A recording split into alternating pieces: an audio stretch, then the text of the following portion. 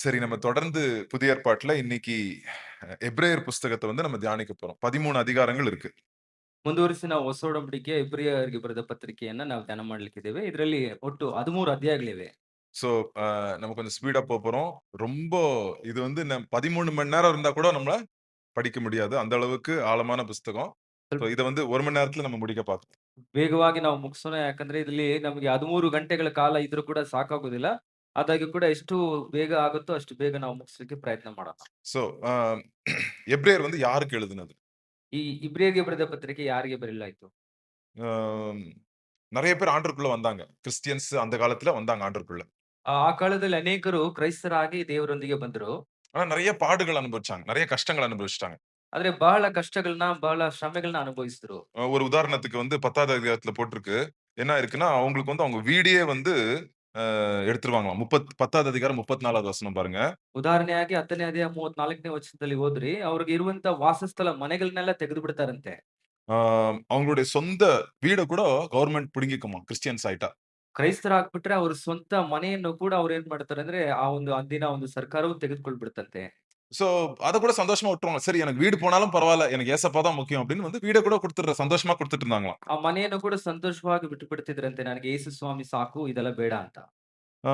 அது மாத்திரம் இல்ல, நெறைய கஷ்டங்கள் 32வது வசனத்துல பார்த்தீங்கன்னா, அவங்களுக்கு வந்து என்டியூர்ட் எ ஹார்ட் ஸ்ட்ரகிள் வித் சஃபரிங். ரொம்ப பாடுகள். கிறிஸ்தவ வாழ்க்கையில நெறைய பாடுகள் இருந்துச்சு அவங்களுக்கு. 32ನೇ ವಚನದಲ್ಲಿ ಓದ್ಬೇಕಂದ್ರೆ, ಕಷ್ಟಾನುಭವವೆಂಬ ಬಲು ಹೋರಾಟವನ್ನ ಸಹಿಸಿಕೊಂಡು ಅಂತೇಳಿ ಹಾಕಲ್ಪಟ್ಟಿದೆ.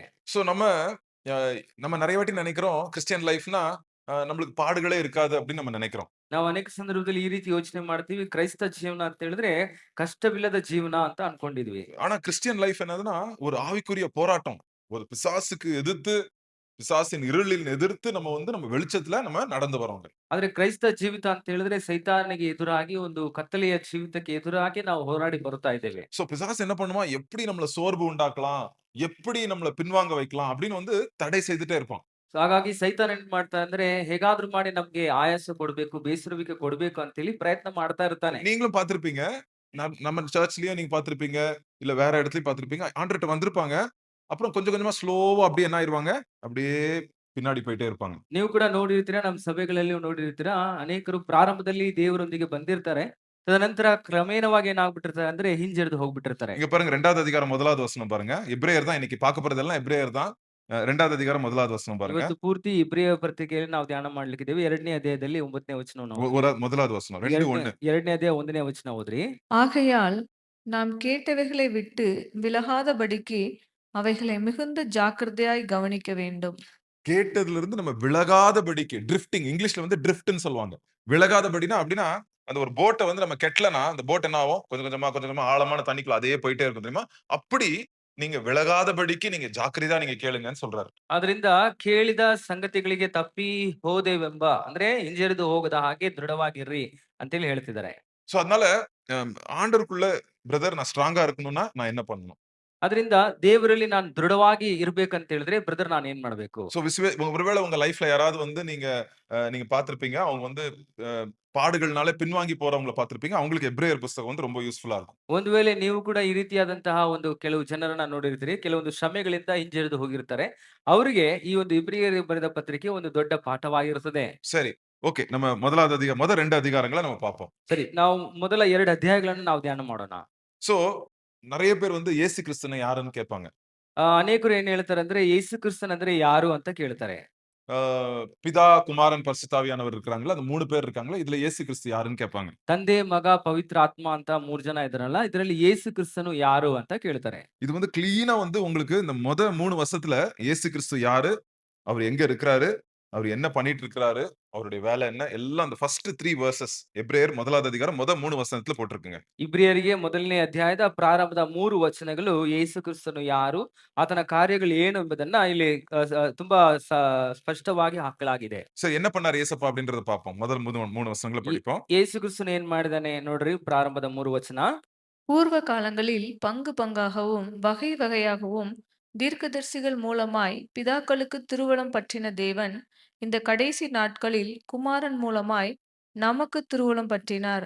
இவரை சர்வத்துக்கும் சுதந்திரவாளியாக நியமித்தார். இவரை கொண்டு உலகங்களையும் உண்டாக்கினார். இவர் அவருடைய மகிமையின் பிரகாசமும் அவருடைய தன்மையின் சொரூபமுமாய் இருந்து சர்வத்தையும் தம்முடைய வல்லமையுள்ள வசனத்தினாலே தாங்குகிறவராய் தம்மாலே தாமே நம்முடைய பாவங்களை நீக்கும் சுத்திகரிப்பை உண்டு பண்ணி உன்னதத்திலுள்ள மகத்துவமானவருடைய வலது பார்சத்திலே உட்கார்ந்தார். பாருங்க கிளீனா இயேசு கிறிஸ்து பூமி எல்லாம் சிருஷ்டித்து என்ன பண்ணாராம்?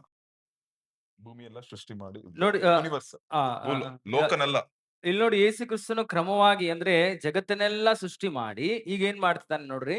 அவர் வந்து என்ன பண்றாரு? அவருடைய வார்த்தையினாலே எல்லாத்தையும் கிரியேட் பண்ணாரு ஆண்டவர். ಆತನ ಮಾತಿನಿಂದ ದೇವ್ರು ಏನ್ ಮಾಡ್ತಾರೆ ಅಂದ್ರೆ ಸಕಲವನ್ನ ಸೃಷ್ಟಿ ಮಾಡಿದ್ದಾನೆ ಅಂತ ಹೇಳ್ತಿದ್ದಾನೆ. அவர் வந்து இன்னைக்கு நிறைய பேரு சாமி எப்படி இருப்பாங்க, ஒரு கடவுள் எப்படி இருக்கும் அப்படின்றது நிறைய பேருக்கு தெரியாது.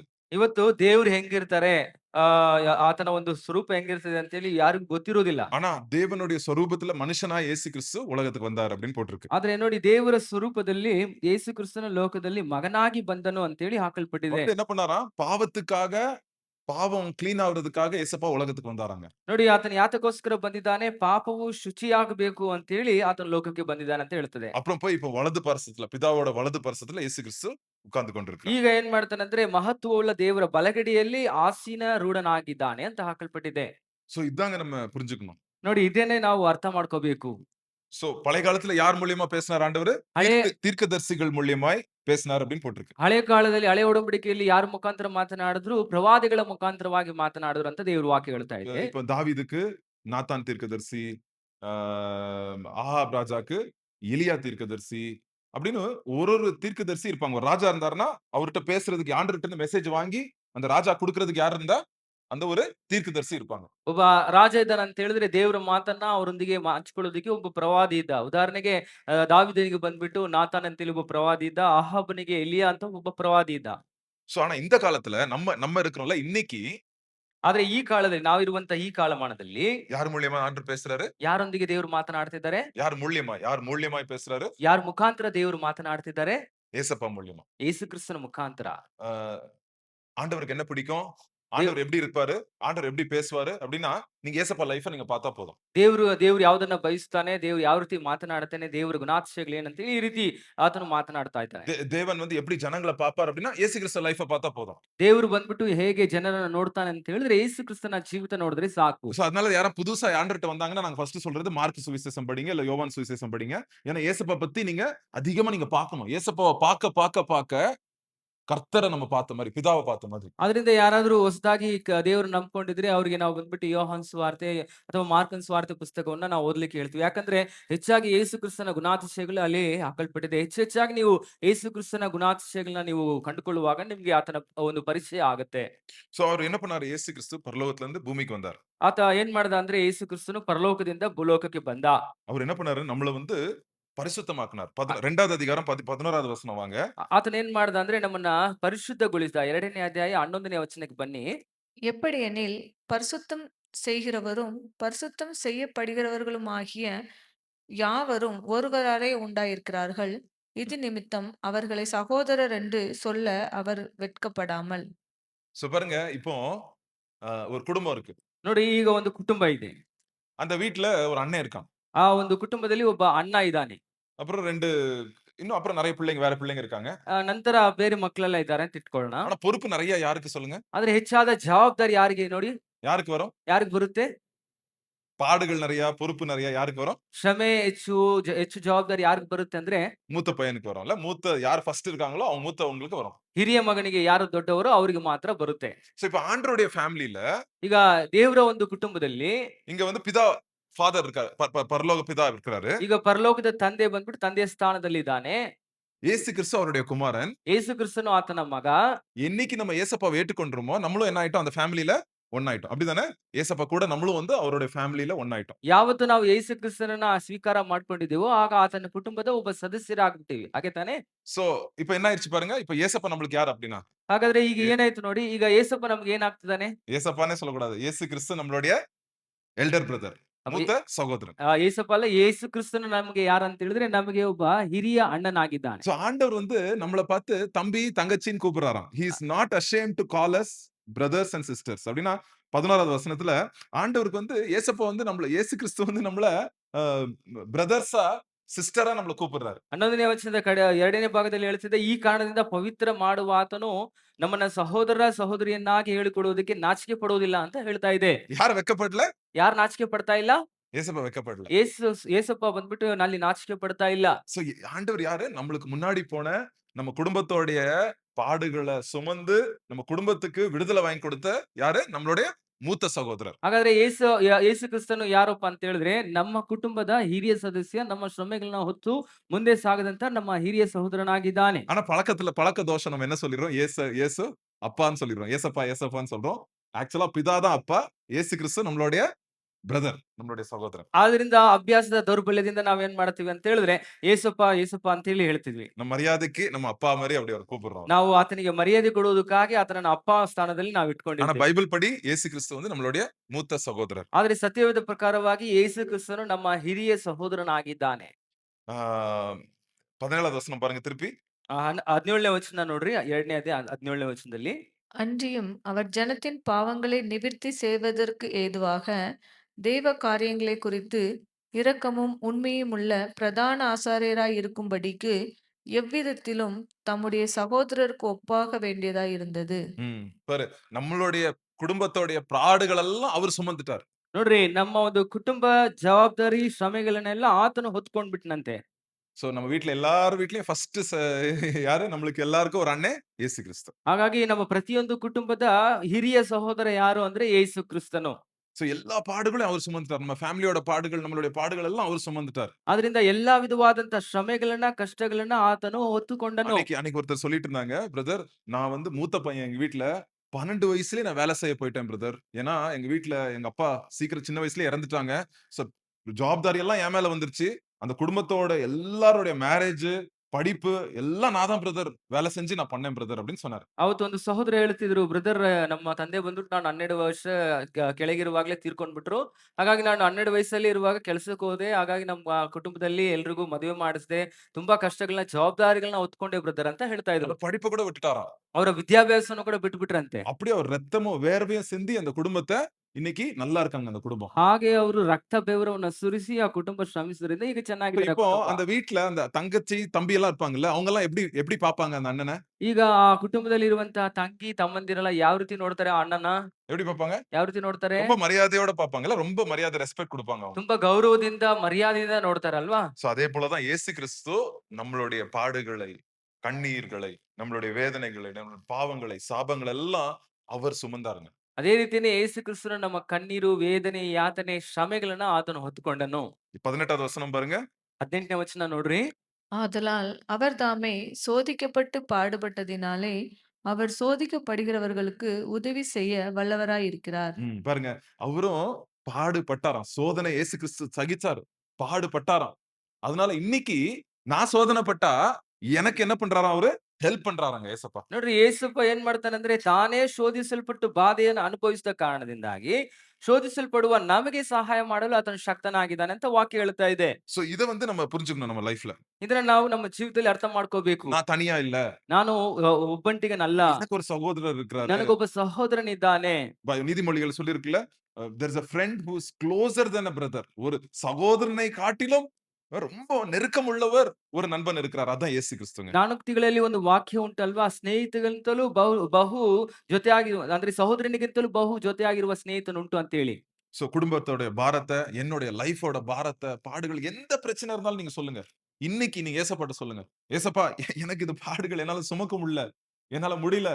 எனக்கு வந்து எப்படின்னா என்ன எதிர்பார்க்கிறதுன்னே எனக்கு தெரியலப்பா. அப்படி நீங்க சொல்லுங்க. உடனே இயேசு கிறிஸ்து அந்த பாடுகளை அனுபவித்த இயேசு கிறிஸ்து உங்களுடைய பாடுகளை சுமக்கிறவர்களாய். ಅದರಿಂದ ತಕ್ಷಣ ಹೇಳಿ, ನಿಮ್ಗಿರುವಂತಹ ಸಂಕಟಗಳು, ಕಷ್ಟಗಳು, ಶ್ರಮೆಗಳು, ವೈಯಕ್ತಿಕ ಕುಟುಂಬ ಎಂತದೇ ಇರಲಿ, ನೀವು ಹೇಳಿದ್ರೆ ಅದರಿಂದ ನೀವು ಬಂದ್ಬಿಟ್ಟು ತಪ್ಪಿಸಿಕೊಳ್ಳಲು ಅಥವಾ ಅದನ್ನ ನಿಭಾಯಿಸುವಂತಹ ಒಂದು ಮಾರ್ಗವನ್ನ ಆತನು ಕಲಿಸಿಕೊಡ್ತಾನೆ. சோ இத வந்து நீங்க இந்த பெரிய சுவிசேஷத்தை வந்து நீங்க என்ன பண்ணீங்க? 2வது அதிகாரம் 3வது வசனம் பாருங்க. இந்த சுவிசேஷத்தை நீங்க வந்து என்ன பண்ணாதீங்க? அசட்டே எண்ணாதீங்க அப்படின்னு சொல்லுது பாருங்க. ಆದ್ರಿಂದ ಈ ದೊಡ್ಡ ಮಹಾ ಸುವಾರ್ತೆಯನ್ನ ನೀವೇನ್ ಮಾಡಿ 2ನೇ ಅಧ್ಯಾಯ 3ನೇ ವಚನದಲ್ಲಿ ಅಲಕ್ಷ್ಯ ಮಾಡದೇ ಇರಿ ಅಂತ ಹೇಳ್ತಾ ಇದೆ. என்ன சொல்லுது? 2வது அதிகாரம் 3வது வசனம். ನೋಡ್ರಿ, 2ನೇ ಅಧ್ಯಾಯ 3ನೇ ವಚನ ನೋಡ್ರಿ. முதலாவது கர்த்தர் மூலமாய் அறிவிக்கப்பட்டு ம். பின்பு அவரிடத்தில் கேட்டவர்களாலே நமக்கு உறுதியாக்கப்பட்டதும் அடையாளங்களினாலும் அற்புதங்களினாலும் பலவிதமான பலத்த செய்கைகளினாலும் தம்முடைய சித்தத்தின்படி பகிர்ந்து கொடுத்த பரிசுத்த ஆவியின் வரங்களினாலும் தேவன் தாமே சாட்சி கொடுத்ததுமாய் இருக்கிற இவ்வளவு பெரிதான ரட்சிப்பை குறித்து நாம் இவ்ளோ பெரிதான ரட்சிப்பை குறித்து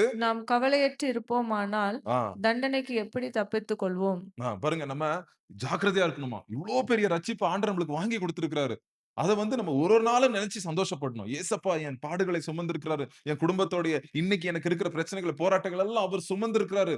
அவர் பாடுபட்டிருக்கிறாரு நம்ம டெய்லி இத நினைவு கூர்ந்து இந்த ரட்சிப்புல நம்ம ಸந்தೋಷಪಡணும். ಅದರಿಂದ ಈ ಅತ್ಯಂತ ವಿಶೇಷ ರಕ್ಷಣೆಯನ್ನು ನಾವೇನ್ ಮಾಡಬಾರದು, ಅಲಕ್ಷ್ಯ ಮಾಡಬಾರದು. ಈ ರೀತಿಯಾಗಿ ಮಾಡಿ ಯೇಸು ಕ್ರಿಸ್ತನು ನನಗೆ ಇಂಥ ಒಂದು ದೊಡ್ಡ ಒಂದು ಮಹಿಮೆಯನ್ನ ಅಥವಾ ರಕ್ಷಣೆಯನ್ನ ಕೊಟ್ಟಿದ್ದಾನೆ. ಇದನ್ನ ನಾನು ನಿರ್ಲಕ್ಷ್ಯ ಮಾಡಬಾರದು ಅನ್ನೋದನ್ನ ನಾವು ಗಮನದಿಂದ இன்னைக்கு ಇರಬೇಕಾಗುತ್ತೆ. ஏன்னா நான் நெறைய பேர் பார்க்கிறேன். சும்மா அசால்ட்டா பேசுவாங்க.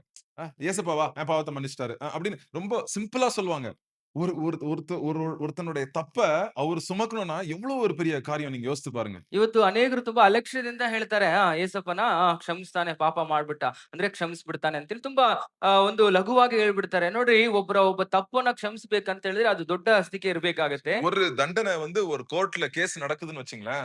அது எவ்வளவு ஆதாரப்பூர்வமாக அவன் மேல கேஸ சொல்லி, அவன் மேல எவிடன்ஸ காட்டி, ப்ரூஃப் காட்டி, அவன ஜெயில்ல போட விடாம விடவே மாட்டாங்க ஒருத்தர. ನೋಡ್ರಿ, ಒಬ್ಬ ಅಪರಾಧಿ ಇದಾನೆ ಅಂತ ಹೇಳಿದ್ರೆ ಅವನಿಗೆ ಶಿಕ್ಷೆ ವಿಧಿಸ್ಬೇಕಂತ ಹೇಳಿದ್ರೆ ಅವನಿಗೆ ಎಷ್ಟೊಂದು ಕೋರ್ಟ್ ಇರ್ತವೆ, ಎಷ್ಟು ಸಾಕ್ಷಿಗಳಿರ್ತವೆ, ಎಷ್ಟು ಕಾನೂನುಬದ್ಧವಾಗಿ ಕಾರ್ಯಗಳನ್ನ ಮಾಡಿ ನಂತರ ಅವನಿಗೆ ಶಿಕ್ಷೆ ಕೊಡುವವರೆಗೂ ಕೂಡ ಆತನ ಬಿಡುದಿಲ್ಲ. ಅಷ್ಟೊಂದು ಶ್ರಮೆಗಳನ್ನ ಅನುಭವಿಸಿರ್ತಾರ. ಅಷ್ಟೊಂದು ಕಷ್ಟದಿಂದ ಅದನ್ನ ಆ ಒಂದು ಕಾರ್ಯಗಳನ್ನ ಮಾಡ್ತಾ ಇರ್ತಾರೆ. ஆனா இயேசு கிறிஸ்து ரத்தத்தினால நம்ம இன்னைக்கு விடுதலையோட நம்ம இங்க உட்கார்ந்திருக்கிறோம். விடுதலையோட நம்ம வந்து நம்ம நம்ம மனசாட்சி வந்து சுத்தமாகி நம்ம ஆண்டவர ஃபாலோ பண்றதுக்கு ஆண்டவர் வந்து கிருபை செய்திருக்கிறார். ಆದ್ರೆ ನೋಡ್ರಿ, ಯೇಸು ಕ್ರಿಸ್ತನ ರಕ್ತದ ಮುಖಾಂತರವಾಗಿ ನಾವು ಬಿಡುಗಡೆ ಹೊಂದಿದ್ದೇವೆ. ಆತನನ್ನ ಹಿಂಬಾಲಿಸುವಂತ ಅನುಯಾಯಿಗಳಾಗಿ ನಾವು ಇವತ್ತು ಕೂತ್ಕೊಂಡಿದ್ದೇವೆ. சோ இந்த புஸ்தகம் வந்து அவிசுவாசத்துல பின்வாங்கி போற சகோதர சகோதரிகளுக்கு எழுதப்பட்டிருக்குது. ಆದ್ರಿಂದ ಈ ಪುಸ್ತಕ ಬಂದ್ಬಿಟ್ಟು ವಿಶ್ವಾಸದಲ್ಲಿ ಹಿಂಜರಿದು ಹೋಗುವಂತಹ ಸಹೋದರ ಸಹೋದರಿಗಳಿಗೆ ಬರೆಯಲ್ಪಟ್ಟಿದೆ. சோ அதனால என்ன பண்ணுது? விசுவாசத்த குறித்து நிறைய பேசுது இந்த புக் ஃபுல். ಆದ್ರಿಂದ ಈ ಪುಸ್ತಕವು ಪದೇ ಪದೇ ವಿಶ್ವಾಸದ ಬಗ್ಗೆ ಹೆಚ್ಚಾಗಿ ಮಾತನಾಡುತ್ತಿದೆ ಈ ಪುಸ್ತಕ. சோ விசுவாசம் எவ்வளவு முக்கியம் ஒரு கிறிஸ்தவனுக்கு.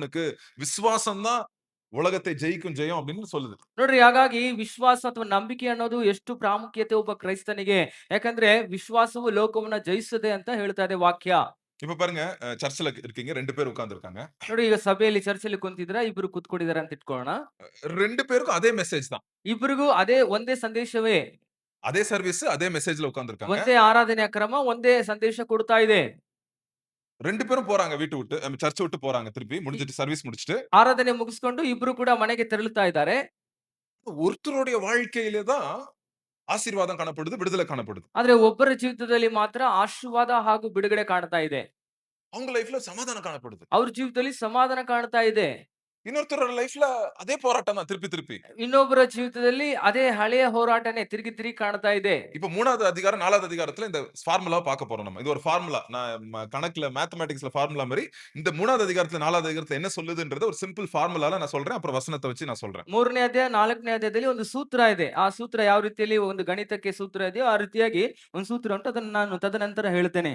இங்க திருப்பி திருப்பி வாய்ஸ் ஆஃப் காட் அப்படின்னா கர்த்தருடைய சத்தத்தை எல்லாரும் கேட்டாங்களாம்.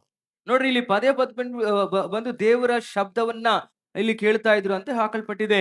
15வது வசனம் பாருங்க. 3வது அதிகாரம் 15வது வசனம். 3ನೇ ಅಧ್ಯಾಯದ 15ನೇ ವಚನ ಓದ್ರಿ. இல்ல 15 அதேதான்.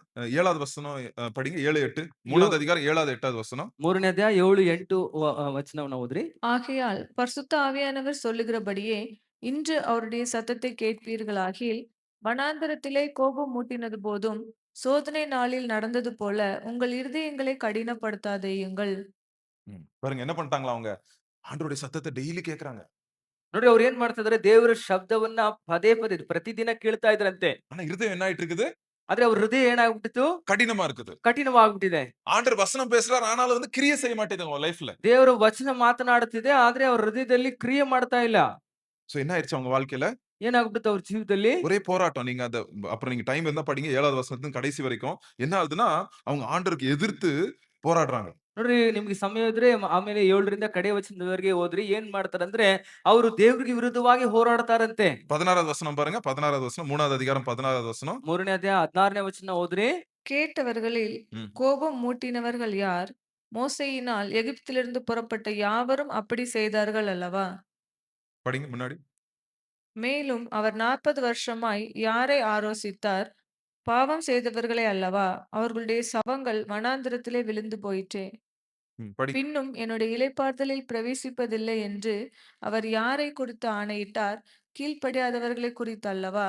ம். ஆதலால் அவிசுவாசத்தினாலே அவர்கள் அதில் பிரவேசிக்க கூடாமல் போனார்கள் என்று பார்க்கிறோம். காரணம் என்ன? ಕಾರಣ ಏನು? 2 பிரதர் உட்கார்ந்திருந்தாங்க சர்ச்லன்னு சொன்னேன்ல. ನಾನು ಮೊದಲೇ ಹೇಳಿದೆಲ್ಲ, ಇಬ್ರು ಸಹೋದರರು ಚರ್ಚಲ್ಲಿ ಕುಂತಿದ್ರು ಅಂತ. ஒருத்தர் சமாதானத்தோட வாழ்க்கைய வாழ்றாரு. ಒಬ್ರು ಸಮಾಧಾನದಿಂದ ಕೂಡಿದ ಜೀವಿತ ಜೀವಿಸ್ತಾ ಇದ್ದಾರೆ. இன்னொருத்தருக்கு ஒரே பதட்டம் தான் இன்னும். சர்ச்சுக்கு வராரு, போறாரு, கிறிஸ்டியன் லைஃப்ல இருக்கிறாரு. ஆனாலும் ஒரே பதட்டம் தான் லைஃப். ಇನ್ನೊಬ್ರಿಗೆ ಬರೀ ಗಲಿಬಿಲಿನೇ, ಒಂದ್ ರೀತಿಯಲ್ಲಿ ಚರ್ಚಿಗೆ ಬರ್ತಾರೆ, ಹೋಗ್ತಾರೆ, ಹೋರಾಟನೇ ಅವ್ರಿಗೆ. ஏன்னா, நம்ம மெசேஜ் கேட்கும்போது, ஆண்டவருடைய வார்த்தையை கேட்கும்போது, நம்ம சைடுல இருந்து என்ன வேணும்? வசனம் இங்க இருந்து வருது. அங்க இருந்து என்ன வேணும்? விசுவாசி சைடுல இருந்து என்ன இருக்கணும்? என்ன இருக்கணும்? விசுவாசம் இருக்கணும். ನೋಡಿ, ದೇವ್ರ ಕಡೆಯಿಂದ ವಚನ ಬರ್ತಾ ಇದೆ. ಒಬ್ಬ ವಿಶ್ವಾಸಿ ಕಡೆಯಿಂದ ಏನು ಇರ್ಬೇಕಂತ ಹೇಳಿದ್ರೆ ವಿಶ್ವಾಸವಿರ್ಬೇಕು. இட்ஸ் அது 2 வே, 2 வே டிராபிக் மாதிரி. இங்க இருந்து மெசேஜ் போகுது. அங்க இருந்து என்ன ஆண்டவர் என்ன எதிர்பார்க்கிறாரு? என்னங்க எதிர்பார்க்கிறாரு? விசுவாசத்தை எதிர்பார்க்கிறாரு. அது எங்கன்னு படிக்கலாம். 4வது அதிகாரம் 2வது வசனம் படிங்க. ನೋಡಿ, ಅದು ಎರಡು ಟೂ ವೇ ಟ್ರಾಫಿಕ್ ತರ. ಈ ಕಡೆಯಿಂದ ದೇವ್ರ ವಾಕ್ಯ ಹೋಗುತ್ತೆ, ಆ ಕಡೆಯಿಂದ ವಿಶ್ವಾಸಿಗಳಿಂದ ವಿಶ್ವಾಸವನ್ನ ದೇವರು ಬಯಸ್ತಾ ಇದ್ದಾರೆ. ನೋಡ್ರಿ 4ನೇ ಅಧ್ಯಾಯದಲ್ಲಿ, 2வது வசனம். 4ನೇ ಅಧ್ಯಾಯ 2ನೇ ವಚನದಲ್ಲಿ, ஏனெனில் சுவிசேஷம் அவர்களுக்கு அறிவிக்கப்பட்டது போல ம். நமக்கும் அறிவிக்கப்பட்டது. கேட்டவர்கள் விசுவாசம் இல்லாமல் கேட்டபடியினால் அவர்கள் கேட்ட வசனம் அவர்களுக்கு பிரயோஜனப்படவில்லை. ஆமென். இதாங்க ரொம்ப முக்கியம். இது நம்ம எல்லா சண்டேயும் மெசேஜ்க்கு முன்னாடி நம்ம சொல்லணும் இத. ನೋಡ್ರಿ ಇದು ಬಂದ್ಬಿಟ್ಟು ಇದೇ ಸತ್ಯವಾದ ಒಂದು ವಚನ. ಏನಂದ್ರೆ ಪ್ರತಿ ಸಂಡೇ ಕೂಡ ದೇವ್ರ ವಾಕ್ಯಕ್ಕಿಂತ ಮುಂಚಿತವಾಗಿ ಈ ವಚನನ ಹೇಳಬೇಕು. என்ன சொல்லுது? ಏನ್ ಹೇಳ್ತಾ ಇದೆ ನೋಡ್ರಿ? கேட்டவர்கள் எதோட கேட்கணுமா நம்ம? கேட்கும்போது வசனத்தை கேட்கும்போது எதோட கேட்கணும்? ಕೇಳುವಾಗ ಯಾವ್ದ್ರಿಂದ ಕೇಳ್ಬೇಕಂತೆ? விசுவாசத்தோட கேட்கணும். ನಂಬಿಕೆಯಿಂದ ಕೇಳ್ಬೇಕಂತೆ. விசுவாசத்தோட கேட்கும்போது என்ன ஆயிருது? அந்த இடத்துல வந்து அவங்களுக்கு வந்து ஒரு இளைப்பாறுதல், விஷ்ராந்தி அப்படின்னு கன்னடப்படுது. இளைப்பாறுதல், ஒரு ரெஸ்ட் கிடைக்கும், ஒரு சமாதானம் கிடைக்கும் அவங்க லைஃப்ல. ನಂಬಿಕೆಯಿಂದ ಕೇಳುವಂತ ಸಂದರ್ಭದಲ್ಲಿ ವಿಶ್ರಾಂತಿ ದೊರಕ್ತದೆ ಅಂತೇಳಿ ದೇವ್ರ ವಾಕ್ಯ ಹೇಳ್ತಾ ಇದೆ. சரி, இன்னொரு பிரதர் இருக்காருல்ல, அவர் எப்படி கேட்டாரு?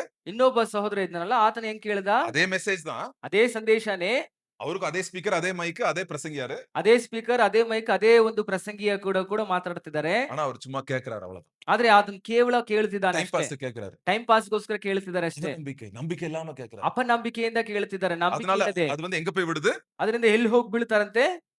கீழ்ப்படியாமை. அப்படின்னா டிசோபீடியன்ஸ். கீழ்ப்படிய மாட்டேங்கிறாங்க. ಅವಿಧೇಯತೆಯಲ್ಲಿ ಹೋಗಿ ಬಿದ್ದು ಬಿಡ್ತಾರಂತೆ. இன்னும் கிளீனா எக்ஸ்பிளைன் பண்ண போறாங்க. இன்னொரு எக்ஸாம்பிளோட. ಇನ್ನೊಂದು ಎಕ್ಸಾಂಪಲ್ ಕೂಡ ಕೊಡ್ತೇನೆ ನೋಡಿ. 2 பேர் டாக்டர்ட்ட போறாங்க. ಇಬ್ರು ಡಾಕ್ಟರ್ ಹತ್ರ ಹೋಗ್ತಾರೆ. அதே நோய், அதே சின்ன தலைவலி, அதே காரியம், அதே போராட்டம் 2 பேருக்கும். 2 பேரும் டாக்டர்ட்ட போறாங்க. ಇಬ್ರಿಗೂ ಒಂದೇ ರೀತಿಯಂತ ಒಂದೇ ರೀತಿಯಂತ ರೋಗ, ತಲೆನೋವು ತರ ಒಂದೇ ಡಾಕ್ಟರ್ ಹತ್ರ ಹೋಗ್ತಿದ್ದಾರೆ.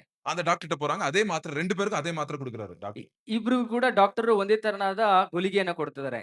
ஒருத்தன் என்ன பண்றான்? ಒಬ್ಬನ ಏನ್ ಮಾಡ್ತಾನೆ? உடனே மெடிக்கல் ஷாப் போயிட்டு அந்த மாத்திரைய வாங்கிட்டு வீட்டுக்கு போய் உடனே அந்த மாத்திரைய சாப்பிடுறான். டாக்டர் சொன்ன மாரி சாப்பிடுறான். ಔಷಧಿ ಅಂಗಡಿಗೆ ಹೋಗ್ಬಿಟ್ಟು ಆ ಔಷಧಿ ತಕೊಂಡು ಡಾಕ್ಟರ್ ಹೇಳಿದಂಗೆ ಆ ಗುಳಿಗೆ ತಿಂದ್ಬಿಡ್ತಾನೆ. இன்னொருத்தன் என்ன பண்றான்? ಮತ್ತೊಬ್ಬ ಏನ್ ಮಾಡ್ತಾನೆ? ஐயோ! இந்த டாக்டர் நம்பக்கூடாது. போலி டாக்டர் இவரு. இவரு சொன்னா சரியாவாது. நான் ஏன் கேட்கணும் இவரு பேச்ச? அப்படின்னு என்ன பண்ண மாட்டேங்கிறான், மாத்திரை வாங்க மாட்டேங்கிறான் அவன். ಅಯ್ಯೋ, ಈ ಡಾಕ್ಟರ್ ಬಂದ್ಬಿಟ್ಟು ಸರಿ ಇಲ್ಲ, ಇವ್ರು ಪೋಲಿ ಡಾಕ್ಟರ್ ಆಗಿದ್ದಾರೆ, ನಾನು ಬಂದ್ಬಿಟ್ಟು ಇದನ್ನ ಮಾಡೋದಿಲ್ಲ ಅಂತ ಅಪನಂಬಿಕೆಯಿಂದ ಇದ್ದಾರೆ. யாருக்கு உடம்பு நல்லாவும்? ಯಾರಿಗೆ ಗುಣವಾಗುತ್ತೆ?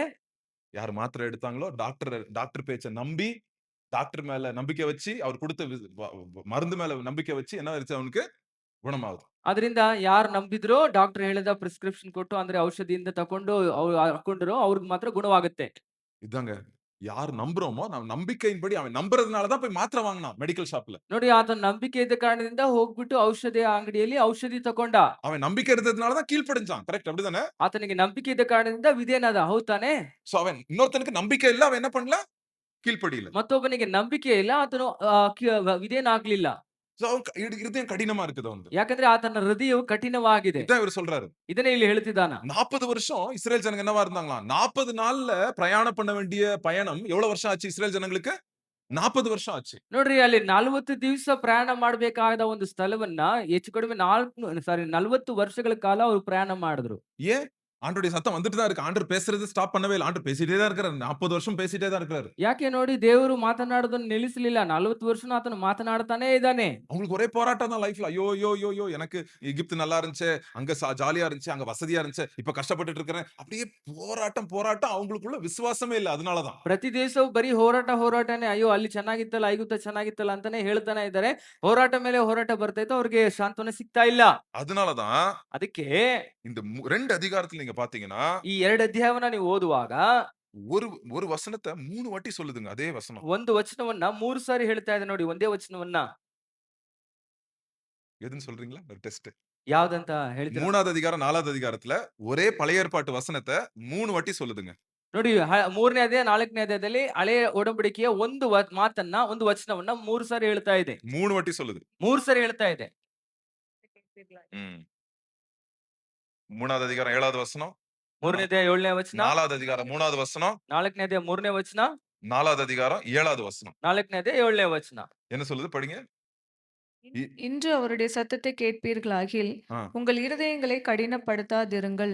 ஆமா. பாருங்க, நம்ம லைஃப்ல எப்போ நம்ம ஆண்டவருடைய வசனத்த நம்ம அப்படியே விசுவாசத்தோட, ஐயோ! இன்னைக்கு பாஸ்டர் மெசேஜ் குடுக்க போறாரு. இன்னைக்கு நான் அந்த மெசேஜ கேட்க போறேன். அப்படின்னு விசுவாசத்தோட அப்படி அந்த கேட்கும்போது, ஆண்டவர் மேல இருக்கிற அந்த நம்பிக்கை நம்மளுக்கு அதிகமாக ஆக நம்ம லைஃப்ல ஒரு ரெஸ்ட் கிடைக்கும். ஒரு சமாதானம் கிடைக்கும். ಆದ್ರಿಂದ ಇವತ್ತು ನಾನು ದೇವ್ರ ಆಲಯಕ್ಕೆ ಹೋಗ್ತಾ ಇದ್ದೀನಿ. ಪಾಸ್ಟರ್ ದೇವ್ರ ವಾಕ್ಯ ಹೇಳ್ತಾರೆ. ಒಂದು ಕಾತುರತೆಯಿಂದ ಹೋಗಿ ನಾವು ಕೇಳುವಾಗ ನಮ್ಮ ಜೀವಿತದಲ್ಲಿ ಒಂದು ವಿಶ್ರಾಂತಿ ಸಿಗುತ್ತೆ.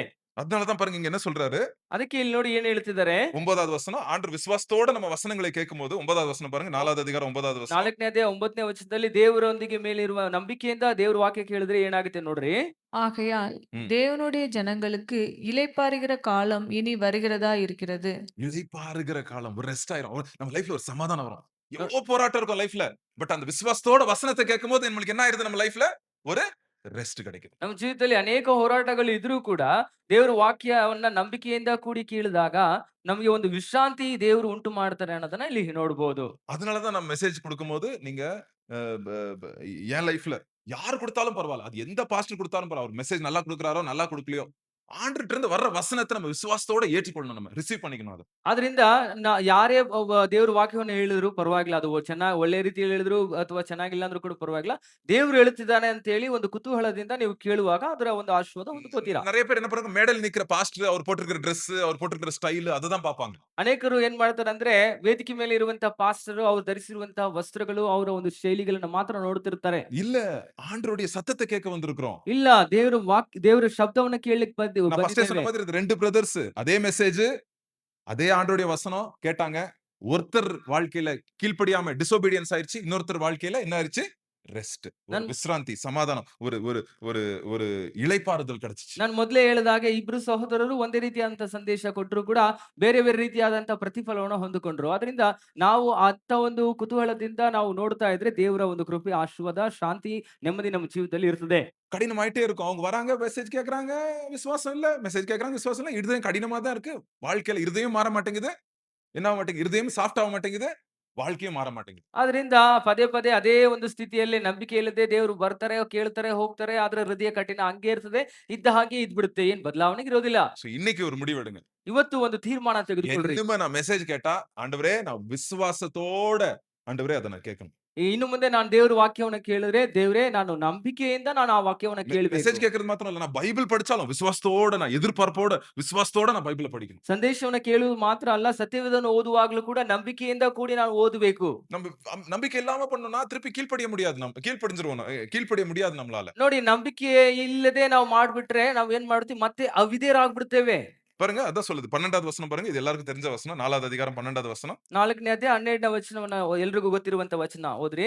தேவனுடைய வார்த்தையானது ம். ஜீவனும் வல்லமையும் உள்ளதாயும் இருபுறமும் கருக்குள்ள எந்த பட்டயத்திலும் கருக்கானதாயும் ஆத்துமாவையும் ஆவியையும் கணுக்களையும் ஊனையும் பிரிக்கத்தக்கதாக உருவ குத்துகிறதாயும் ம். இருதயத்தின் நினைவுகளையும் யோசனைகளையும் வகையறுக்கிறதாயும் இருக்கிறது. சோ தேவனுடைய வார்த்தை எப்படி இருக்குது? இருபுறமும் ஷார்ப்பா இருக்கிற கத்தி. நீங்க பார்த்திருக்கீங்களா? ஒரு கத்தி இருக்கும். இப்படி கத்தி இருக்கும். சில டைம் இந்த இந்த இந்த தேங்காய் வெட்டுற கத்தி பார்த்திருக்கீங்களா? தேங்காய் வெட்டுற கத்தி 2 சைடும் ஷார்ப்பா இருக்குமா? ஒரு சைடு தான் ஷார்ப்பா இருக்கும். அத வச்சு அப்படி வெட்டுவாங்க. ನೋಡ್ರಿ, ದೇವ್ರ ವಾಕ್ಯ ಹೆಂಗಿದೆ ಅಂತ ಹೇಳಿದ್ರೆ ಹದವಾದ ಇಬ್ಬಾಯಿ ಕತ್ತಿ ಅಂತೇಳಿ. ಇಬ್ಬಾಯಿ ಕತ್ತಿ ಅಂತ ಹೇಳಿದ್ರೆ ಎರಡು ಕಡೆನೂ ಕೂಡ ತುಂಬಾ ಚೂಪಾಗಿರುವಂತ ಕತ್ತಿ.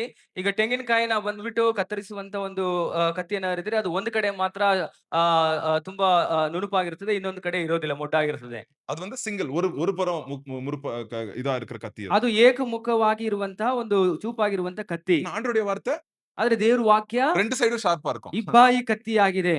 நான் ஆண்டவருடைய வசனத்தை படிக்கும்போது, ஆண்டவருடைய வசனம் என்ன படிச்சிட்டு இருக்குது? ದೇವ್ರ ವಾಕ್ಯವನ್ನ ನಾವು ಓದ್ತಾ ಇರುವಾಗ ದೇವ್ರ ವಾಕ್ಯ ನನ್ನನ್ನು ಕೂಡ ಓದ್ತಾ ಇದೆ. புரியுதுல்ல? இது டூ வே. இது டூ வே. இது வந்து நான் படிக்கிறேன். ஆண்டவருடைய ஆவியானவர் அந்த வார்த்தை வந்து எனக்குள்ளேயும் கிரியை செய்து கொண்டிருக்கு. ಆದ್ರಿಂದ ಇದು ಟೂ ವೇ ತರ. ನಾನು ದೇವ್ರ ವಾಕ್ಯ ಓದ್ತಾ ಇದ್ದೇನೆ, ನನ್ನಲ್ಲಿ ದೇವ್ರ ವಾಕ್ಯ ನನ್ನನ್ನ ಓದ್ತಾ ಇದೆ ಅಂತೇಳಿ. சோ ரொம்ப ரொம்ப இம்பார்ட்டன்ட்ங்க. ಆದ್ರಿಂದ ತುಂಬಾ ತುಂಬಾ ಇಂಪಾರ್ಟೆಂಟ್ நீங்க ಇದು. அதிகமாய் நீங்க பைபிள் படிக்கும்போது விசுவாசத்தோட படிங்க. ಅದರಿಂದ ನೀವು ಸತ್ಯವೇದನ ಓದುವಾಗ ನಂಬಿಕೆಯಿಂದ ಓದ್ರಿ. நெறைய பேர் 5 அதிகாரம், 10 அதிகாரம் டெய்லி படிப்பாங்க. ಅ, தப்பே இல்ல. ಎಷ್ಟೋ ಜನರು 5 ಅಧ್ಯಾಯ 10 ಅಧ್ಯಾಯ ಓದ್ತಾರ, ಅದ್ ತಪ್ಪೇ ಇಲ್ಲ. கடமைக்காக படிக்காதீங்க. ஆனா 5, 10 அதிகாரம். ಏನೋ ಒಂದು ಕಾಟಾಚಾರಕ್ಕೋಸ್ಕರ ಓದ್ಬೇಡಿ ಅಷ್ಟೊಂದು ஒரு ಅಧ್ಯಾಯಗಳನ್ನ. அதிகாரம் படிச்சாலும் விசுவாசத்தோட படிப்போம். ಒಂದ್ ಅಧ್ಯಾಯ ಓದ್ರು ಕೂಡ ನಂಬಿಕೆಯಿಂದ ಓದ್ರಿ. கர்த்தருடைய சத்தத்தை நான் கேட்டுக்கொண்டிருக்கிறேன். ದೇವರ ಶಬ್ದವನ್ನ ನಾನು ಕಿವಿಗೊಡ್ತಾ ಇದ್ದೇನೆ. விசுவாசத்தோட கலந்து நம்ம படிக்கும்போது, அது நம்ம வாழ்க்கையிலே ஒரு சமாதானத்தை கொடுக்கும். அதிலிருந்து நம்மளுடைய கிரியைகளும் நம்ம கீழ்ப்படிகிற காரியங்களை நம்ம கீழ்ப்படிவோம் ஆண்டவருடைய விஷயம். ನಂಬಿಕೆಯಿಂದ ಕೂಡಿದಾಗಿ ನಾನು ಇದನ್ನ ಓದ್ತಾ ಇದ್ದೇನೆ. ಅದರಿಂದ ನನ್ನ ಜೀವಿತದಲ್ಲಿ ಒಂದು ವಿಧೇಯತೆ ಬರುತ್ತೆ. ನನ್ನ ಜೀವಿತವನ್ನ ನಡೆಸುತ್ತೆ. எவ்வளவு வாட்டி நான் பைபிள் படிக்கும்போது, சில டைம் பைபிள் படிக்கிறத அப்படியே ஸ்டாப் பண்ணிருவேன். ಎಷ್ಟೋ ಸಾರಿ ನಾನು ಸತ್ಯವೇದನ ಓದುವಾಗ ನಾನು ಹಂಗೆ ನಿಲ್ಲಿಸ್ಬಿಡ್ತೀನಿ. ஏன்னா ஆண்டவர் என்கிட்ட இன்னும் நிறைய பேசிட்டே இருக்கிறார் அந்த வசனத்தை வச்சுட்டு. ಯಾಕಂದ್ರೆ ದೇವರು ಬಂದ್ಬಿಟ್ಟು ಈ ಒಂದು ನಿರ್ದಿಷ್ಟ ವಚನದ ಮುಖಾಂತರವಾಗಿ ಮಾತನಾಡ್ತಿದ್ದಾರೆ. ஆண்டவருக்கு தெரியும் என் மகனுக்கு இன்னைக்கு இந்த வசனத்தை நான் கொடுக்கணும் அப்படின்னு சொல்லியிருப்பார், நினைச்சிருப்பாருன்னு நினைக்கிறேன். அந்த வசனத்தை நான் பார்த்த உடனே எனக்கு அப்படியே இருதயம் வந்து அப்படியே எரியும். ದೇವರಿಗೆ ಗೊತ್ತುಂಟು ಇವತ್ತು ನನ್ನ ಮಗನಿಗೆ ಈ ವಾಕ್ಯವನ್ನ ಕೊಡಬೇಕು ಅಂತೇಳಿ. ಹಾಗಾಗಿ ಆ ವಚನನ ಓದ್ತಿದ್ದಂಗೆ ಹೆಚ್ಚಾಗಿ ಆಕರ್ಷಣಮಯ ಉಳ್ಳವನಾಗಿ ಅದನ್ನೇ ನಾನು ಓದ್ತಾ ಇರ್ತೀನಿ. அந்த வசனம் எனக்கு சில டைம் கண்ணீர் உண்டாக்கும். ஏன்னா அது வந்து ஆண்டவர் வந்து நம்மளோட பேசுறாரு அந்த வசனத்தின் மூலியமாய். ಆ ವಚನ ಓದುವಾಗ ಕೆಲವೊಂದು ಆವರ್ತಿ ನಾನು ಕಣ್ಣೀರು ಬಿಟ್ಬಿಟ್ಟಿರ್ತೀನಿ. ಯಾಕಂದ್ರೆ ದೇವರು ಆ ವಚನದ ಮುಖಾಂತರವಾಗಿ ಮಾತನಾಡ್ತಿರ್ತಾನೆ. ஏன்னா நான் வந்து வாஞ்சையோட போறேன். ஏசப்பா இன்னைக்கு என்கிட்ட பேசுங்க. ஏசப்பா நான் விசுவாசத்தோட நீங்க சொல்றதெல்லாம் நான் செய்வேன். என் வாழ்க்கையில தப்பா இருக்கிற காரியத்தை நீங்க காட்டுங்க உங்க வசனத்தினால அப்படின்னு நான் போகும்போது ஆண்டவர் பேசுறதுக்கு ரெடியா இருக்கிறார். ಅದರಿಂದ ನಂಬಿಕೆಯಿಂದ ನಾನು ಹೋಗ್ತೇನೆ. ಏಸಪ್ಪ ನೀನು ನನ್ನೊಂದಿಗೆ ಈ ವಚನವನ್ನ ಮಾತನಾಡು ಅಂತೇಳಿ ಕಾತುರತೆಯಿಂದ ಹೋಗುವಂತ ಸಂದರ್ಭದಲ್ಲಿ ದೇವರು ಆ ಒಂದು ಕ್ರಿಯೆ ಮಾಡ್ತಾನ. ஆனா தயவுசெய்து அவிசுவாசத்தோட போகாதீங்க. ஏதோ ஏதோ கடமைக்காக, ஐயோ பாஸ்டர் சொன்னாரு, அவங்க சொன்னாங்க படிச்சா நிறைய காசு கிடைக்குமா, பெரிய சேலரி கிடைக்குமா, சரி அதனால வசனம் படிக்கிறேன். அப்படியெல்லாம் தயவுசெய்து பண்ணாதீங்க. ಅದರಿಂದ ಕರ್ತವ್ಯ ಕಾಟಾಚಾರಕ್ಕೋಸ್ಕರ ಮಾಡ್ಬೇಡಿ. ಹಿಂಗ್ ಹೇಳ್ಬಿಟ್ರಲ್ಲ ಹೋದ್ರೆ ಸಾಕು ಆ ರೀತಿ ಮಾಡ್ಬೇಡಿ. சோ அதனால விசுவாசத்தோட கலந்த ஆண்டவருடைய சத்தம் பைபிள் மூலியமா, மெசேஜ் மூலியமா பிளஸ் என்னது? பிளஸ் என்னது? விசுவாசம் இஸ் ஈக்குவல் டூ என்னது? இளைப்பாறுதல். ಆದ್ರಿಂದ ನೀವು ಬಂದ್ಬಿಟ್ಟು ಏನ್ ಮಾಡ್ಬೇಕಂತ ಹೇಳಿದ್ರೆ ನಂಬಿಕೆಯಿಂದ ದೇವರ ವಾಕ್ಯವನ್ನ ಓದ್ರಿ. ಅಲ್ಲಿ ವಿಶ್ವಾಸ ಪ್ಲಸ್ ನೋಡ್ವಿ ಅಂತ ಹೇಳಿದ್ರೆ ಏನಾಗುತ್ತೆ, ನಂಬಿಕೆ ಇದೆಲ್ಲ ದೇವ್ರ ವಾಕ್ಯ ಸೇರಿಸಿದ್ರೆ ನಮ್ಗೆ ವಿಶ್ರಾಂತಿ ಸಿಗುತ್ತೆ. இஸ்ரேல் ஜனங்க அவிசுவாசமா 40 வருஷம் என்ன பண்ணாங்க? ஆண்டவருடைய சத்தம் கேட்டுச்சு. ஆனா விசுவாசம் இல்ல. அதனால என்ன பண்ணாங்க அவங்க? கீழ்ப்படியாம போயிட்டாங்க. ಇಸ್ರಾಯೇಲ್ ಜನರು 40 ವರ್ಷ ದೇವರ ವಾಕ್ಯವನ್ನ ಕೇಳಿದ್ರು ಕೂಡ ನಂಬಿಕೆ ಇಲ್ಲ, ಅವಿಧೇಯತೆ ಇತ್ತು. ಹಾಗಾಗಿ ಅವ್ರಿಗೆ ವಿಶ್ರಾಂತಿ ಇಲ್ಲ. இன்னொரு நாள் மெசேஜ் குடுக்குறேன். எல்லா பாவத்துக்கும் காரணமே அவிசுவாசம் தான். ஆக்சுவலா அது இன்னொரு நாள் இன்னொரு மெசேஜ்ல குடுக்குறேன். ಇನ್ನೊಂದ್ ದಿವಸ ನಾನು ದೇವರ ಸಂದೇಶವನ್ನು ಕೊಡುವಾಗ ಎಲ್ಲಾ ಪಾಪಕ್ಕೂ ಕಾರಣ ಬಂದ್ಬಿಟ್ಟು ಆ ಅಪನಂಬಿಕೆ ಅನ್ನೋದು ಮಾತ್ರ. எல்லா பாவத்தையும் கீழ கொஞ்சம் தோண்டி பாருங்க. அதோட வேர் வந்து அவிசுவாசம் தான். ಎಲ್ಲಾ ಪಾಪದ ಒಂದು ಬುಡ ನೀವು ಬಂದ್ಬಿಟ್ಟು ತೋಡ್ ನೋಡ್ರಿ, ಅದರ ಬೇರು ಎಲ್ಲಿರ್ತದೆ ಅಂದ್ರೆ ಅದರ ಅಪನಂಬಿಕೆ ಆಗಿರುತ್ತದೆ. ஃபார் எக்ஸாம்பிள் சும்மா ஒரு உதாரணம் குடுத்துறேன். அப்புறம் போறேன். டைம் ஆயிருச்சு. ಒಂದು ಉದಾಹರಣೆ ಕೊಡ್ತೀನಿ, ಆ ನಂತರ ಹೋಗ್ತೀನಿ, ಸಮಯ ಇಲ್ಲ. கவலைப்படுறது. கவலைப்படுறது. ಚಿಂತೆ ಮಾಡೋದು, ஓவர் கவலை. கவலை, கவலை, கவலை. அப்படியே ಹೆಚ್ಚಾಗಿ கவலை. ಚಿಂತೆ ಮಾಡೋದು. அப்படியே காலைல எழும்பினோனே கவலை. ಬೆಳಿಗ್ಗೆ ಎದ್ದ ಕೂಡಲೇ ಚಿಂತೆ. என்ன அர்த்தம்? என்ன காரணம்? ஏன் கவலை வந்து ஏன் இந்த காரணம்? ಯಾಕೆ, ಏನ್ ಕಾರಣ? ಚಿಂತೆ ಯಾಕೆ ಬರುತ್ತೆ? ஆழமா யோசித்து தோண்டி பார்த்தீங்கன்னா, ನೀವು ಆಳವಾಗಿ ತೋಡ್ ನೋಡಿದ್ರೆ ஆண்டவர் மேல விசுவாசம் கம்மி. ದೇವ್ರ ಮೇಲೆ ಇರುವಂತ ನಂಬಿಕೆಯ ಕೊರತೆ. நானே எல்லாத்தையும் பண்ணிரணும். ನಾನೇ ಎಲ್ಲ ಮಾಡ್ಬಿಡ್ಬೇಕು, நாளை என் கையில இருக்கு. ನಾಳೆ ನನ್ ಕೈಯಲ್ಲಿದೆ, நான் இப்படியே நான் பண்ணிரணும். அது நடக்கலன்ன உடனே என்ன ஆயிருது? ஒரೇ கவலை வந்துருது. ಈ ರೀತಿ ನಾನು ಮಾಡ್ಬಿಡ್ತೀನಿ ಅಂತೇಳಿ ಮಾಡ್ತೀವಿ. ಅದು ಮಾಡದೆ ಅದು ನಡೆದೇ ಹೋಗುವಾಗ ಚಿಂತೆ ಬಂದ್ಬಿಡುತ್ತೆ. ஆண்டவர் பார்த்து சொல்றாரு, "ஏய் நீ பறவைய பாருப்பா. ದೇವ್ರು ಬಂದ್ಬಿಟ್ಟು ಹೇಳ್ತಾನೆ, ನೋಡಿ ಆಕಾಶದಲ್ಲಿರುವ ಪಕ್ಷಿ ನೋಡಪ್ಪ, பூவ பாருப்பா. ಹೂ ನೋಡಪ್ಪ, நீ அது வந்து கவலைப்படுறதே இல்ல. ನೋಡು ಅದು ಚಿಂತೆ ಮಾಡೋದಿಲ್ಲ. பரலோக பிதா அவரு சந்திக்கிறார் அதோடைய தேவைகள." ಪರಲೋಕದಲ್ಲಿರುವ ದೇವರು ಅದರ ಎಲ್ಲಾ ಅವಶ್ಯಕತೆಗಳನ್ನ ಪೂರೈಸ್ತಾ ಇದ್ದಾನೆ. நம்ம என்னைக்கு நம்ம அப்பா அப்பா இந்த அப்பா இல்ல நான் ஒரு அனாதை மாரி நம்ம இருக்கிறோமோ, நம்மளுக்கு கவலை ஜாஸ்தி ஆயிரும். ನಮ್ಗೆ ಯಾವಾಗ ಇಂತ ಒಂದು ತಂದೆ ಇಲ್ಲದೆ ಇರುವಂತ ಸಂದರ್ಭದಲ್ಲಿ ನಮ್ಗೆ ಚಿಂತೆ ಹೆಚ್ಚಾಗುತ್ತೆ. சோ என்னைக்கு இப்ப என் லைஃப்ல அப்பா இருக்கிறாரு. என் அப்பா இருக்கிறாரு. அத நான் நம்புறேன். வசனம் சொல்லுது. ஆண்டவர் தான் என்னுடைய அப்பா அப்படின்னு சொல்லுது. இந்த வசனத்த நான் மனசார நம்ப போறேன். அப்படின்னு நீங்க நம்பும்போது அந்த கவலை எங்க போச்சுன்னே நம்மளுக்கு தெரியாது. ಅದರಿಂದ ನನಗೆ ಒಬ್ಬ ತಂದೆ ಇದ್ದಾನೆ, ದೇವ್ರ ವಾಕ್ಯ ಹೇಳ್ತಾ ಇದೆ ನನಗೆ ಒಂದು ತಂದೆ ಇದ್ದಾನೆ ಅಂತೇಳಿ ಅಂತ ನೀವು ನಂಬುವಾಗ ನಿಮ್ಮ ಚಿಂತೆ ಎಲ್ಲ ಅದು ದೂರ ಹೋಗ್ಬಿಡುತ್ತೆ. சரி இப்போ நெக்ஸ்ட் ஒரு கேள்வி வரலாம் உங்களுக்கு. ಸರಿ, ಈಗ ಮತ್ತೆ ಒಂದು ಕೇಳ್ವಿ, ಒಂದು ಪ್ರಶ್ನೆ ಕೇಳ್ತೀನಿ. பிரதர் எனக்கு விசுவாசத்தோட நான் கேட்கிறேன். ஆனாலும் சில காரியம் நடக்க மாட்டேங்குது பிரதர். ಬ್ರದರ್, ನಾನು ನಂಬಿಕೆಯಿಂದನೇ ನಾನು ಕೇಳ್ತಿದ್ದೇನೆ, ಆದ್ರೂ ನಡೀತಾ ಇಲ್ಲ ಬ್ರದರ್ ಅಂತ ಕೇಳ್ಬಹುದು. சில காரியங்கள் ரொம்ப லேட் ஆகுது பிரதர். ಕೆಲವೊಂದು ವಿಷಯಗಳು ನನಗೆ ತುಂಬಾ ಲೇಟ್ ಆಗಿ ಸಿಗುತ್ತೆ ಬ್ರದರ್. இப்போ செகண்ட் ஃபார்முலா. ಈಗ ಎರಡನೇ ಸೂತ್ರ, இன்னொரு செகண்ட் ஃபார்முலா 5வது 6வது அதிகாரத்துல இருக்கு. 5ನೇ ಅಧ್ಯಾಯ 6ನೇ இப்படி ಅಧ್ಯಾಯದಲ್ಲಿ. ஃபார்முலா எல்லாம் போடல. அந்த வசனம் அந்த கருத்து சொல்லுது. அந்த கருத்தை தான் உங்களுக்கு புரியுற மாதிரி நான் ஃபார்முலா மாதிரி கொடுக்கிறேன். ನೋಡ್ರಿ, ಈ ರೀತಿ ಸೂತ್ರ ಹೇಳ್ತಾ ಇಲ್ಲ, ಆದ್ರೆ ಆ ಒಂದು ಸಾರಾಂಶವನ್ನ ಒಂದು ಸೂತ್ರವಾಗಿ ನಾನು ಹೇಳ್ತಾ ಇದ್ದೀನಿ ಅಷ್ಟೇ. சோ ஃபர்ஸ்ட் என்ன பார்த்தோம்? ஆண்டவருடைய சத்தம் பிளஸ் விசுவாசம் நம்மளுக்கு என்ன பண்ணுது? ஒரு சமாதானத்தை கொடுக்குது. ನೋಡಿ ಮೊದಲು ನಾವೇನ್ ನೋಡಿದ್ವಿ ದೇವರ ಮಾತು, ದೇವರ ವಾಕ್ಯ ಪ್ಲಸ್ ಒಂದು ನಂಬಿಕೆ ಅನ್ನೋದು ನಮ್ಗೆ ವಿಶ್ರಾಂತಿಯನ್ನ ಕೊಡುತ್ತದೆ. இப்ப 2வது பிரச்சனை என்னன்னா, ಈಗ ಎರಡನೇ ಸಮಸ್ಯೆ ಏನಪ್ಪಾ ಅಂದ್ರೆ வளர முடியல ஆவிக்குரிய வாழ்க்கையில. ನಮ್ಮ ಆತ್ಮಿಕ ಜೀವಿತದಲ್ಲಿ ಬೆಳವಣಿಗೆ ಆಗ್ತಾ ಇಲ್ಲ. இப்ப என்ன சொல்லுதுன்னா, விசுவாசம் ಈಗ ಏನ್ ಹೇಳ್ತಾ ಇದೆ ಅಂದ್ರೆ ನಂಬಿಕೆ பிளஸ் ಪ್ಲಸ್ பொறுமை. ತಾಳ್ಮೆ. படிங்க 15வது வசனம் படிங்க. 5ನೇ 6:15. 6ನೇದೇ 15ನೇ ವಚನ 6:15.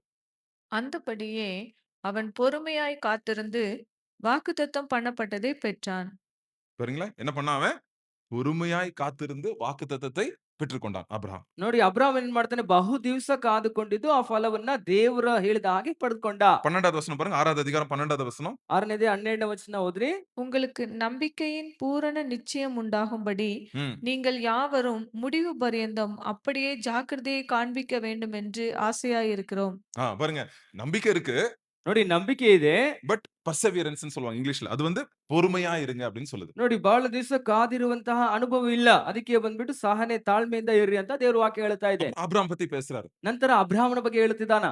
75வது வயசுல ஆண்டவர் சொன்னாரு, உனக்கு ஒரு ஆண் குழந்தை பிறக்கும் அப்படின்னு. 75ನೇ ವರ್ಷದಲ್ಲಿ ದೇವ್ರು ಹೇಳಿದ್ರು ನಿನಗೆ ಒಂದು ಗಂಡು ಮಗು ಕೊಡ್ತೀನಿ ಅಂತ ಹೇಳಿ. எப்ப பிறந்துச்சு? ಯಾವಾಗ ಹುಟ್ಟಿತು? அவங்க ஒய்ஃப்க்கு 100 வயசு இருக்கும்போது. ಅವರ ಒಂದು ಶ್ರೀಮತಿಗೆ 100 ವಯಸ್ಸಿರುವಾಗ.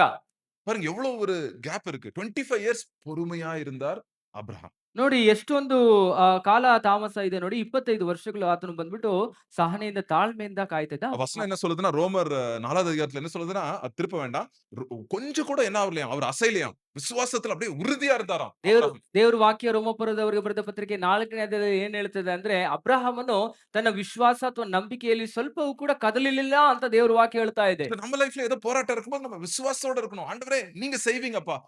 என் மேல எனக்கு நம்பிக்கை இல்ல. என் சரீரத்தின் மேல எனக்கு நம்பிக்கை இல்ல. ஆனா உங்க மேல எனக்கு நம்பிக்கை இருக்குப்பா. அப்படின்னு நான் பொறுமையா காத்திருக்கிறேன்ப்பா. அப்படி நம்ம இருக்கும்போது நம்ம ஆசீர்வாதங்களை பெற்றுக்கொள்வோம். ಆದ್ರಿಂದ ದೇವರು ನಮ್ಮ ಜೀವಿತದಲ್ಲಿ ಇರುವಂತ ವಾಗ್ದಾನಗಳನ್ನ ನಾವು ನಂಬಿ ನಿರೀಕ್ಷೆ ಮಾಡ್ಕೊಂತಾ ಅದಕ್ಕೋಸ್ಕರ ಕಾಯ್ತಿರುವಾಗ ದೇವರು ನಿಶ್ಚಯವಾಗಿ ಅದರ ಫಲವನ್ನು ಕೊಡ್ತಾನ. ஏன்னா ஆண்டவருடைய வாக்குத்தத்தம் நிறைவேறும். இங்க 18வது வாக்குத்தத்தம் என்ன ஆபிரகாமுக்கு? ಅಬ್ರಾಹ್ಮನಿಗೆ ನೋಡ್ರಿ, 14வது வசனத்துல ಅಬ್ರಾಹ್ಮನಿಗೆ ಕೊಟ್ಟ ವಾಗ್ದಾನ ಏನು? 14ನೇ ವಚನ ನೋಡ್ರಿ. நிச்சயமாக நான் உன்னை ஆசீர்வதிக்கவே ஆசீர்வதித்து உன்னை பெருகவே பெருக பண்ணுவேன் உன்னை என்று. ஆசீர்வதிப்பேன், உன்னை பெருக செய்வேன் அப்படின்னு சொல்லிட்டார் ஆண்டவர். ನಿನ್ನನ್ನು ಆಶೀರ್ವದಿಸ್ತೇನೆ, ನಿನ್ನ ಹೆಚ್ಚಿಸ್ತೇನೆ ಅಂತ ದೇವ್ರು ಹೇಳ್ಬಿಟ್ರು. ஆபிரகாம் ஒண்ணும் ரொம்ப விசுவாசத்துல பெரிய வீரன் இல்ல ஸ்டார்டிங் பாத்தீங்கன்னா. ಅವನು ಪ್ರಾರಂಭದಲ್ಲಿ ಅಬ್ರಾಹಂ ಏನೋ ದೊಡ್ಡ ನಂಬಿಕೆಯಲ್ಲಿ ವೀರ ಅಲ್ಲ. அவன் வைஃபை என்னன்னு சொல்லிட்டான் அவன். ಅವರ ಶ್ರೀಮತಿನೇ ಏನಂತ ಹೇಳ್ಬಿಟ್ರು ಅವರು? பயந்து என்ன சொல்லிட்டான்? ಭಯಪಟ್ಟು ಏನಂತ ಹೇಳ್ಬಿಟ್ರು? என் தங்கச்சி அப்படின்னு சொல்லிட்டான். ಸಹೋದರಿ ಅಂತ ಹೇಳ್ಬಿಟ್ಟ. அவர் ஒண்ணு விசுவாசத்துல பெரிய புலி இல்ல ஸ்டார்டிங். ನೋಡಿ, ಪ್ರಾರಂಭದಲ್ಲಿ ಆತೇನೋ ನಂಬಿಕೆಯಲ್ಲಿ ದೊಡ್ಡ ಹುಲಿ ಅಲ್ಲ ಆತ. அவருக்கும் சில ஃபெயிலியர்ஸ் இருந்துச்சு. ಆತನಿಗೂ ಕೆಲವೊಂದು ವಿಫಲತೆ ಇತ್ತು அதனால ಜೀವನದಲ್ಲಿ. இருதயத்துல அவர் முழுதுமா ஆண்டவர் நம்பினார். ಆದ್ರೆ ಹೃದಯದಲ್ಲಿ ಸಂಪೂರ್ಣವಾಗಿ ದೇವರನ್ನ ನಂಬಿದ್ರು. ஆண்டவர் ஒரு வார்த்தை சொன்னாருன்னா அதை நம்பிட்டாரு. ದೇವರು ಒಂದು ಮಾತನ್ನ ಹೇಳ್ಬಿಟ್ರೆ ಅದನ್ನ ನಂಬಿಟ್ರು. இன்னைக்கு நம்ம லைஃப்லயும் அப்படிதான். ಇವತ್ತು ஆண்டவரே எனக்கு விசுவாசம் கொடுங்க. ಇವತ್ತು ನಮ್ಮ ಜೀವಿತದಲ್ಲಿಯೂ ಅದೇ, ದೇವ್ರೇ ನನ್ನ ಜೀವಿತದಲ್ಲಿ ನಂಬಿಕೆ ಕೊಡು. 2வது எனக்கு பொறுமை கொடுங்க. ಎರಡನೇದಾಗಿ ನನಗೆ ತಾಳ್ಮೆ ಕೊಡು. பொறுமை பிளஸ் விசுவாசம் இஸ் ஈக்குவல் டு ஆசீர்வாதங்க. ನೋಡ್ರಿ, ನಂಬಿಕೆ ಪ್ಲಸ್ ತಾಳ್ಮೆ ಇಸ್ ಈಕ್ವಲ್ ಟು ಆಶೀರ್ವಾದ ರೀ. ஆண்டவருடைய வாக்குத்தத்தம் நிறைவேறப்பட்டுச்சு. ದೇವರ ವಾಗ್ದಾನವು ನೆರವೇರುತ್ತೆ. 18வது வசனத்தை சொல்லுது, God cannot lie. கர்த்தர் பொய் சொல்லுகிற தேவன் அல்ல. 18ನೇ ವಚನದಲ್ಲಿ ಹೇಳ್ತಿದೆ, ದೇವರು ಸುಳ್ಳಾಡುವವನಲ್ಲ. It is impossible for God to lie. ನೋಡ್ರಿ, ದೇವರಿಗೆ ಸುಳ್ಳಾಡುವಂತದ್ದು ಅಸಾಧ್ಯವಾದದ್ದು ಅಂತ ವಾಕ್ಯ ಹೇಳ್ತಾ ಇದೆ. சோ அதனால என்னவா இருக்காதீங்க, நீங்க டல்லா இருக்காதீங்க, லேசியா இருக்காதீங்க, அசம்பந்தமா இருக்காதீங்க அப்படின்னு சொல்றாரு. ಆದ್ರಿಂದ ನೀವೇನಾಗಿರ್ಬಾರ್ದು, ನೀವು ಒಂದು ಸೋಮಾರಿ ಅಥವಾ ಒಂದು ರೀತಿಯಲ್ಲಿ ನಿಶಕ್ತರಾಗಿಯೋ ಅಥವಾ ಡಲ್ ಆಗಿರ್ಬೇಡ್ರಿ ಅಂತ ಹೇಳ್ತಿದ್ದಾನೆ. இங்க பாருங்க, எங்க சொல்றாருன்னா 5வது அதிகாரம் 11வது வசனம் பாருங்க. ನೋಡ್ರಿ, 5ನೇ ಅಧ್ಯಾಯ 11ನೇ ವಚನದಲ್ಲಿ ಏನ್ ಹೇಳ್ತಿದ್ದಾನೆ ನೋಡ್ರಿ. இந்த மெல்கிசேதேக்கை பற்றி நாம் விஸ்தாரமாய் பேசலாம். நீங்கள் கேள்வியில் மந்தமுள்ளவர்கள் ஆனபடியால் அதை விளங்க பண்ணுகிறது அரிதாயிருக்கும். நீங்கள் என்னவா இருக்கிறீங்க? கேள்வியில் மந்தமுள்ளவர்கள் கேள்வி மந்தம். நீங்க டல் ஆயிட்டீங்க. நீங்க ஆவிக்குரிய வாழ்க்கையில டல் ஆயிட்டீங்கன்னா இதெல்லாம் சொல்ல முடியாது. சரி, சத்தியங்கள் எல்லாம் சொல்ல முடியாதுன்னு சொல்றாரு. ಅದರಿಂದ ವಾಕ್ಯ ಹೇಳುತ್ತದೆ, ಕಿವಿಗಳು ಮಂದವಾದ್ರಿಂದ ಈ ಕಾರ್ಯಗಳನ್ನ ವಿವರಿಸೋದಕ್ಕೆ ಕಷ್ಟವಾಗ್ತದೆ ಅಂತ ಹೇಳ್ತದೆ. 12வது வசனத்துல சொல்றாரு, 12ನೇ ವಚನದಲ್ಲಿ ಹೇಳ್ತಿದ್ದಾನ, நான் வந்து உங்களுக்கு நல்ல சாப்பாடு குடுக்கலான்னு பார்த்தா, உங்களுக்கு பால் குடிக்கிற கிறிஸ்தவர்களாவே நீங்க இருக்கீங்க லைஃப் லாங்ன்றாரு. ನೋಡಿ ಗಟ್ಟಿ ಆಹಾರ ಕೊಡ್ಬೇಕು ಅಂತ ನಾನು ಎಷ್ಟೋ ಪ್ರಯತ್ನ ಮಾಡಿದ್ರು ಕೂಡ, ನೀವು ಹಾಲು ಕುಡಿಯುವಂತವರಾಗಿದ್ದೀರಾ ಒಂದು ಆತ್ಮಿಕ ಜೀವಿತದಲ್ಲಿ ಅಂತ ಹೇಳ್ತಿದ್ದಾನ. இவ்வளோ வருஷம் நீ வந்து ஆண்டவர் சர்ச்சுக்கு வந்துட்டு இருக்க. இன்னும் நீ டீச்சரா இருக்கணும். ஆண்டவருடைய வசனத்த டீச் பண்றவனா இருக்கணும். பட் இன்னும் நீ பால் குடிக்கிற குழந்தையாவே இருக்கிற ನೋಡಿ கிறிஸ்துவ ಇಷ್ಟು வாழ்க்கையில. ವರ್ಷದಿಂದ ದೇವರ ವಾಕ್ಯವನ್ನ ಕೇಳ್ತಾ ಇದೆಯಾ, ಇಷ್ಟರೊಳಗೆ ನೀನು ಒಬ್ಬ ಬೋಧಕಿಯಾಗಿರ್ಬೇಕು. ಆದ್ರೆ ನೀನು ಬದಲಾಗಿ ಒಂದು ಹಾಲು ಕುಡಿಯುವ ಒಂದು ರೀತಿಯಲ್ಲಿ ಇದೀಯಾ ಅಂತ ಹೇಳ್ತಿದ್ದಾನ. சோ சோம்பேறி ஆயிராதீங்க. ಅದರಿಂದ ನೀವು ಸೋಮಾರಿಗಳಾಗ್ಬೇಡ್ರಿ. விசுவாசத்தோட ஆண்டவருடைய வசனத்த கேளுங்க. ಅದರಿಂದ ನಂಬಿಕೆಯಿಂದ ದೇವರ ವಾಕ್ಯವನ್ನ ಕೇಳಿ. விசுவாசத்தோட ஆண்டவருடைய வசனத்த படிங்க. ನಂಬಿಕೆಯಿಂದ ದೇವರ ವಾಕ್ಯವನ್ನ ಓದ್ರಿ. பொறுமையோட இருங்க. ತಾಳ್ಮೆಯಿಂದ ಇರ್ರಿ. ஆண்டவருடைய வாக்குத்தத்தம் உங்க லைஃப்ல என்ன இருக்கோ அது நிறைவேற்கப்படும். ನಿಮ್ಮ ಜೀವಿತದಲ್ಲಿ ದೇವರ ವಾಗ್ದಾನ ಏನಿದೆಯೋ ಅದು ನೆರವೇರಲ್ಪಡುತ್ತೆ. என் லைஃப்ல எல்லாம் சில காரியங்கள் எல்லாம் என்னால முடியாதுன்னு நினைச்சிட்டு இருந்த காரியங்கள் எல்லாம் உண்டுங்க சில ನನ್ காலங்கள். ನನ್ ಜೀವಿತದಲ್ಲಿ ಇದೆಲ್ಲ ಅಸಾಧ್ಯ ಅಂತ ಹೇಳಿ ಅನ್ಕೊಂಡಿದ್ದ ಕಾಲ ಎಲ್ಲ ಇತ್ರಿ. ஆனா இப்போ எனக்கு தெரியுது எவ்வளவு வருஷங்களுக்கு பின்னாடி ஆண்டவர் வந்து வார்த்தை நிறைவேறி இருக்கிறத நான் பார்க்கிறேன். என் லைஃப்ல. ಎಷ್ಟೋ ವರ್ಷಗಳ ನಂತರ ದೇವರ ವಾಕ್ಯವು ಅದು ನೆರವೇರಿರುವುದನ್ನು ನನ್ನ ಜೀವಿತದಲ್ಲಿ ಕಾಣ್ತಾ நான் ಇದ್ದೇನೆ. ஒண்ணும் பெரிய நீதிமான் அல்ல. ನಾನೇನು ದೊಡ್ಡ ನೀತಿವಂತನಲ್ಲ. அந்தந்த நாளுக்கு ஆண்டவர் கொடுக்கிற காரியத்த செஞ்சுட்டு போறேன். விசுவாசத்தோட, பொறுமையோட செஞ்சுட்டு போறேன். கர்த்தர் வேலைய செய்றார். ಆಯಾ ದಿನಗಳಿಗೆ ಬೇಕಾಗಿರುವ ಕೆಲಸಗಳನ್ನ ನಾನು ಮಾಡ್ಕೊಂಡು ಹೋಗ್ತಾ ಇದ್ದೇನೆ. ದೇವ್ರು ಮಾಡ್ತಾ ಇದ್ದಾನ. நான் என்ன பண்றேன்? கர்த்தர் செய்த காரியங்களுக்கு நன்றியுள்ளவனா இருக்கேன். ನಾನೇನ್ ಮಾಡ್ತಾ ಇದ್ದೇನೆ? ದೇವ್ರು ಮಾಡ್ತಿರುವಂತ ಕಾರ್ಯಗಳಿಗೆ ಕೃತಜ್ಞತೆ ಉಳ್ಳವನಾಗಿದ್ದೇನೆ. 3 வார்த்தை ரொம்ப முக்கியம். ಅದರಿಂದ 3 ವಾರ್ತೆಗಳು ಮುಖ್ಯ. என்னெல்லாம் பார்த்தோம்? ஃபர்ஸ்ட் ஆண்டவருடைய சத்தம் ಮೊದಲನೇದಾಗಿ ದೇವರ ಶಬ್ದ பிளஸ் விசுவாசம் வந்து என்னத கொடுக்கும்? ಪ್ಲಸ್ ನಂಬಿಕೆ ನಮ್ಗೆ ಏನ್ ಕೊಡುತ್ತೆ? என்ன கொடுக்கும்? ಏನ್ ஒரு ಕೊಡುತ್ತೆ? இளைப்பாறுதல், ரெஸ்ட் கொடுக்கும். ವಿಶ್ರಾಂತಿಯನ್ನ ಕೊಡುತ್ತೆ. பதட்டம் அப்படியே கம்மியாயிரும். டென்ஷன் ஆறது கம்மியாயிரும். ನಮ್ಗೆ ಟೆನ್ಷನ್ ಎಲ್ಲ ಹಂಗೆ ಕಡಿಮೆ ಆಗ್ಬಿಡುತ್ತೆ. 2வது, 5வது, 6வது அதிகாரத்துல பார்த்தோம். விசுவாசம் பிளஸ் பொறுமை என்னத்த கொண்டு வரும்? 5ನೇ 6ನೇ ಅಧ್ಯಾಯದಲ್ಲಿ ಓದಿದ್ದೀವಿ. ನಂಬಿಕೆ ಮತ್ತೆ ತಾಳ್ಮೆ ಏನ್ ತರುತ್ತದಂತೆ? என்ன கொண்டு வரும்? ஆண்டவருடைய வாக்குத்தத்தம் நிறைவேறப்படும். ஆசீர்வாதங்களை கொடுக்கும். ದೇವರ ವಾಗ್ದಾನ ನೆರವೇರುವ ಆಶೀರ್ವಾದಗಳನ್ನ ತಂದಿರುತ್ತೆ. சோ இந்த பின்வாங்கி போற கிறிஸ்தவங்களுக்கு இத சொல்லிட்டே இருந்தாரு. ಅದರಿಂದ ಹಿಂಜರಿದು ಹೋಗುವ ಕ್ರೈಸ್ತರಿಗೆ ಇದನ್ನ ಹೇಳ್ತಾನೆ ಇದ್ದ. இன்னைக்கு கூட நீங்க யாராவது பின்வாங்கி போறாங்கன்னா, உங்க சர்ச்ல உங்களுக்கு தெரிஞ்சவங்க, நீங்க இந்த இந்த வசனங்கள்லாம் நீங்க சொல்லணும் அவங்களுக்கு. ஆண்டவருடைய சத்தம், விசுவாசம், பொறுமை இதெல்லாம் நீங்க சொல்லணும். ಆದ್ರಿಂದ ಇವತ್ತು ಕೂಡ ನಿಮ್ಮ ಸಭೆಗಳಲ್ಲಿ ಯಾರಾದರೂ ನಂಬಿಕೆಯಿಂದ ಹಿಂಜರಿದು ಹೋಗ್ತಾ ಇದ್ದಾರೆ, ಅವ್ರಿಗೆ ಹೇಳ್ಬೋದು ಈ ರೀತಿಯಾಗಿ ಸಹನೆ, ಈ ರೀತಿ ತಾಳ್ಮೆ, ಈ ರೀತಿ ದೇವರು ನಂಬಿಕೆ ಅಂತ ಹೇಳಿ ನೀವು ಅವ್ರಿಗೆ ಹೇಳ್ಬೇಕು. சரியா? ஓகே. இப்ப அடுத்தது 7வது அதிகாரம் போவோம். ಈಗ ಮುಂದೆ 7ನೇ ಅಧ್ಯಾಯಕ್ಕೆ ಹೋಗೋಣ. 7வது அதிகாரத்துல பழைய ஏற்பாட்டுல என்ன பண்ணுவாங்க? ஆ ஆ இது நான் 7, 8, 9, 10 ஒரே வாட்டி நான் சொல்லி முடிக்கிறேன். ஏன்னா டைம் இல்ல. 7, 8, 9, 10 ಅಧ್ಯಾಯಗಳನ್ನ ನಾನು ಒಂದೇ ಸರಿ ಮುಗಿಸ್ತೇನೆ, ಸಮಯ ಇಲ್ಲ. ஆ பழைய ஏற்பாட்டுல என்ன பண்ணுவாங்க? ஒரு ஆட்டுக்குட்டிய கொண்டு வந்து, அந்த ஆட்டுக்குட்டிய வந்து ரத்தத்தினால என்ன பண்ணுவாங்க? அவங்களுடைய பாவத்துக்கு நிவாரணம் பண்ணுவாங்க. ಹಳೆ ಒಡಂಬಡಿಕೆಯಲ್ಲಿ ಏನ್ ಮಾಡ್ತಿದ್ದಾರೆ ಅಂದ್ರೆ ತಮ್ಮ ಪಾಪವನ್ನ ಸರಿಪಡಿಸ್ಕೋಬೇಕಂತ ಹೇಳಿದ್ರೆ ಒಂದು ಕುರಿಯ ರಕ್ತವನ್ನ ಅವ್ರು ಸುರಿಸ್ತಾ ಇದ್ರು. வருஷம் வருஷம் பண்ணிட்டே இருப்பாங்க இப்படி. ಪ್ರತಿ ವರ್ಷ ಇದನ್ನ ಮಾಡ್ತಾ ಇದ್ರು. அவரு அந்த அந்த அந்த ஒரு பிரதான ஆசாரியர் ஒருத்தர் இருப்பாரு. பிரதான ஆசாரியர் என்ன பண்ணா, ஃபர்ஸ்ட் அவருடைய பாவத்துக்கு என்ன பண்ணணும் அவரு? அவரு வந்து ஒரு ஆட்டுக்குட்டி அடிக்கணும்.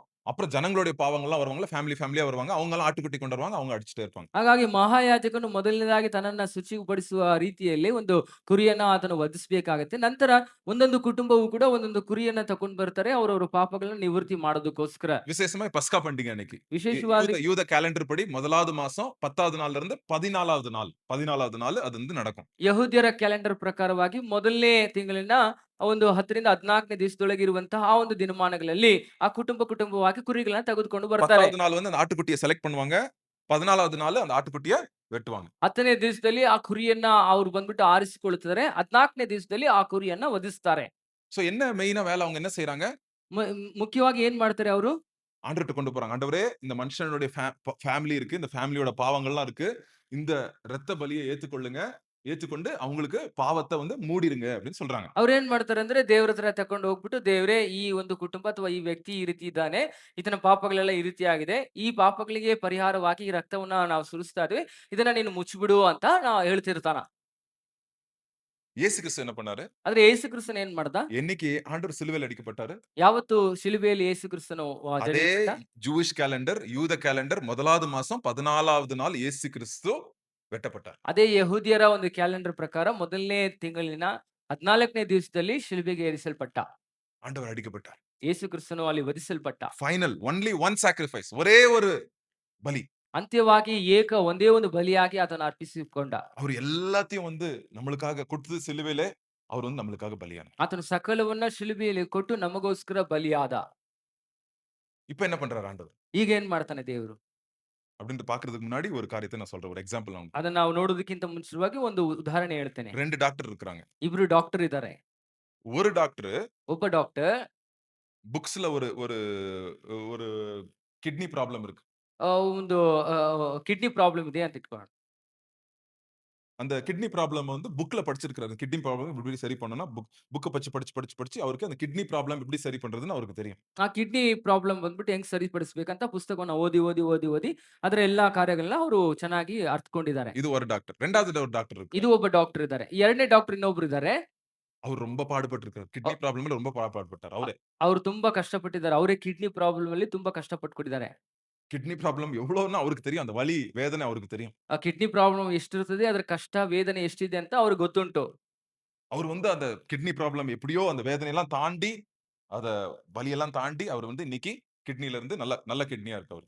ಈಗ ಆ ಒಂದು ಕಿಡ್ನಿ ಪ್ರಾಬ್ಲಮ್ ಇಂದ ಹೇಗೋ ಕಷ್ಟಪಟ್ಬಿಟ್ಟು ಅದೆಲ್ಲ ದಾಟ್ಕೊಂಡು ಈಗ ಅವರು ಒಂದು ಆರೋಗ್ಯವಾಗಿದ್ದಾರೆ. சரி இப்ப எந்த டாக்டர்ட்ட போவீங்க நீங்க? ಈಗ ನೀವು ಯಾವ மொத ಡಾಕ್ಟರ್ டாக்டர்ட்ட ಹತ್ರ போவீங்களா? ಹೋಗ್ತೀರಾ? 2வது டாக்டர்ட்ட போவீங்களா? ಮೊದಲನೇ ಡಾಕ್ಟರ್ ಹತ್ರ ಹೋಗ್ತೀರಾ? ಎರಡನೇ ಡಾಕ್ಟರ್ ಹತ್ರ ಹೋಗ್ತೀರಾ? ஏன் புக்ல படிச்சிருக்காருல்ல அந்த டாக்டர்ட்ட போலாமே? ಯಾಕೆ ಪುಸ್ತಕವನ್ನ ಓದಿದಂತ ಡಾಕ್ಟರ್ ಇದಾರಲ್ಲ ಅವ್ರ ಹತ್ರ ಹೋಗ್ಬೋದಲ್ಲ?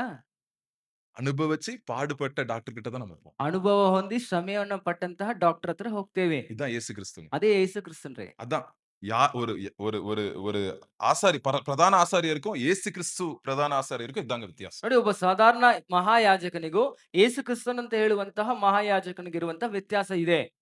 அவர் வந்து என்ன பண்றாரு?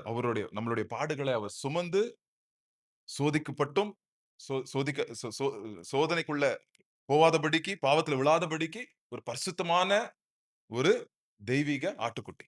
ನೋಡ್ರಿ, ಆತನು ಅಂತ ಒಂದು ಯೇಸು ಕ್ರಿಸ್ತನ್ ಅಂತ ಹೇಳಿದ್ರೆ ಆತನೇ ಶೋಧನೆಗೆ ಒಳಗಾಗಿ ಶೋಧಿಸಲ್ಪಟ್ಟು ಬೇರೆಯವರು ಶೋಧನೆಗೆ ಒಳಗಾಗದೆ ಹಾಗೆ ಆತನು ದೇವರಿಗೆ ಮೀಸಲಾದಂತ ಪರಿಶುದ್ಧವಾದ ದೇವರ ಒಬ್ಬ ಕುರಿಮರಿ ಆಗಿದ್ದಾನೆ. 7வது அதிகாரம் 24, 25வது வசனம் படிங்க. எனக்கு ரொம்ப பிடிக்கும் இந்த 2 வசனம். ನೋಡ್ರಿ, 7ನೇ ಅಧ್ಯಾಯ 24, 25ನೇ ವಚನ.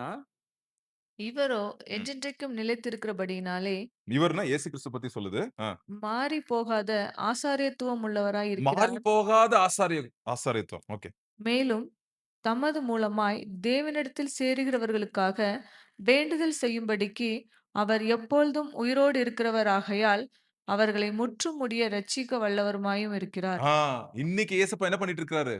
ஏசப்பா என்ன பண்ணிட்டு இருக்காரு இன்னைக்கு? ಇವತ್ತು ಯೇಸು ಕ್ರಿಸ್ತನ್ ಏನ್ ಮಾಡ್ತಾನೆ?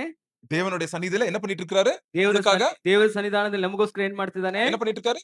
வேண்டுதல் செய்து கொண்டிருக்கிறார். ಆತ ನಮಗೋಸ್ಕರ ವಿಜ್ಞಾಪನೆಗಳನ್ನ இன்னைக்கு ಮಾಡುತ್ತಿದ್ದಾನೆ. ஏதாவது சோதனை, ஏதாவது பிரச்சனை உடனே ஏசப்பா எனக்காக வேண்டிட்டு இருக்கீங்களே, எனக்கு இவ்வளவு கஷ்டமா இருக்கு, எனக்காக வேண்டிட்டு இருக்கீங்களே, நன்றிப்பா, நீங்க இன்னும் வேண்டிக்கங்கப்பா அப்படின்னு நம்ம சொல்றோம். ಇವತ್ತು ನಮಗೆ ಏನಾದ್ರೂ ಸಮಸ್ಯೆಗಳು ಉಂಟಾಗ್ಬಿಟ್ರೆ, ಕಷ್ಟ ಉಂಟಾಗ್ಬಿಟ್ರೆ, ಅಪ್ಪ ನನಗೋಸ್ಕರ ವಿಜ್ಞಾಪನೆ ಮಾಡ್ತಿದ್ದೆಲ್ಲ ಇನ್ನ ಹೆಚ್ಚಾಗಿ ವಿಜ್ಞಾಪನೆ ಮಾಡ್ಕೋ ಅಂತ ನಾವು ಹೇಳ್ತೇವೆ. தைரியமாய் நம்ம போறோம் ஆண்டவர்ட்ட. இன்னைக்கு இந்த நிமிஷம் ஏசப்பா நம்மளுக்காக வேண்டிக் கொண்டிருக்கிறார். ನೋಡಿ, ಇವತ್ತು ಈ ಕ್ಷಣವೂ ಕೂಡ ಯೇಸು ಕ್ರಿಸ್ತ ನಮಗೋಸ್ಕರ ವಿಜ್ಞಾಪನೆ ಮಾಡ್ತಿದ್ದ ಕಾರಣದಿಂದ ನಾವು ಧೈರ್ಯವಾಗಿ ಹೋಗ್ತೇವೆ. He can save us completely ன்னு போட்டிருக்கு. முழுதுமாய் நம்மள ரட்சிக்க வல்லமை உள்ளவரா இருக்கிறார். ஏன்னா பிதாவின் இடத்துல ஐயோ ஆண்டவரே என் ரத்தம் இங்க இருக்கு, என் ரத்தத்தை நம்புறான் இந்த பையன், இந்த பிள்ளை நம்புது என் ரத்தத்தை, இவனை நீங்க ரட்சிங்க, இவனை காப்பாத்துங்க ஆண்டவரே அப்படின்னு ஆண்டவர் வந்து இயேசு கிறிஸ்து பிதா கிட்ட பேசிட்டு இருக்கிறார். ಅದರಿಂದ ಸಂಪೂರ್ಣವಾಗಿ ನಮ್ಮನ್ನ ರಕ್ಷಿಸಲು ಶಕ್ತನಾಗಿರುವ ಆತನು ಅಂತ ಹೇಳಲ್ಪಟ್ಟಿದೆ.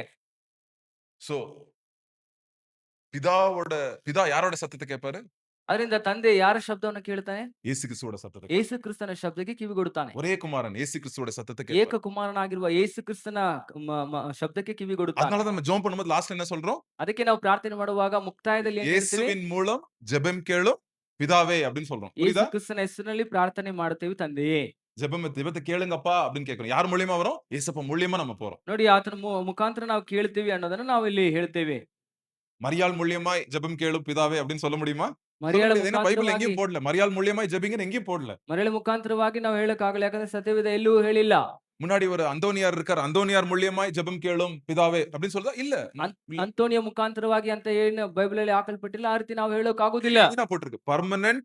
இந்த வசனம் என்ன சொல்லி இருக்குது? He is a priesthood permanently. permanent priesthood வந்து இந்த இந்த இந்த பிரதான ஆசாரியத்துவம் வந்து பெர்மனன்ட் பிரதான ಆಸಾರ್ಯತ್ವ ಯೇಸು ಕ್ರಿಸ್ತ ಅದೇ ದೇವರ ವಾಕ್ಯ ಹೇಳುತ್ತಿದೆ, ಆತನಾದರೂ ಸದಾಕಾಲವಿರುವಂತಹ ಆ ಯಾಜಕತ್ವವನ್ನ ಹೊಂದಿದ್ದಾನೆ ಅಂತೇಳಿ. எந்த மாதிரி இருக்கிறாரா? அவருடைய கேரக்டர் பாருங்க. 26வது வசனம் பாருங்க. ஏசப்பாவோட கேரக்டர் ಯೇಸು ಕ್ರಿಸ್ತನ ಗುಣಾತಿಶಯಗಳನ್ನ ನೋಡ್ರಿ 26ನೇ ವಚನದಲ್ಲಿ. பரிசுத்தரும் பரிசுத்தரும் குற்றமற்றவரும் குற்றமற்றவரும் மாசில்லாதவரும் மாசில்லாதவரும் பாவிகளுக்கு விலகினவரும் பாவிகளுக்கு விலகினவரும் வானங்களில் உயர்ந்தோருமாயிருக்கிற வானங்களில் உயர்ந்தவர்களா இருக்கிற இவ்விதமான பிரதான ஆசாரியரே ஆ, நமக்கு ஏற்றவராய் இருக்கிறார்.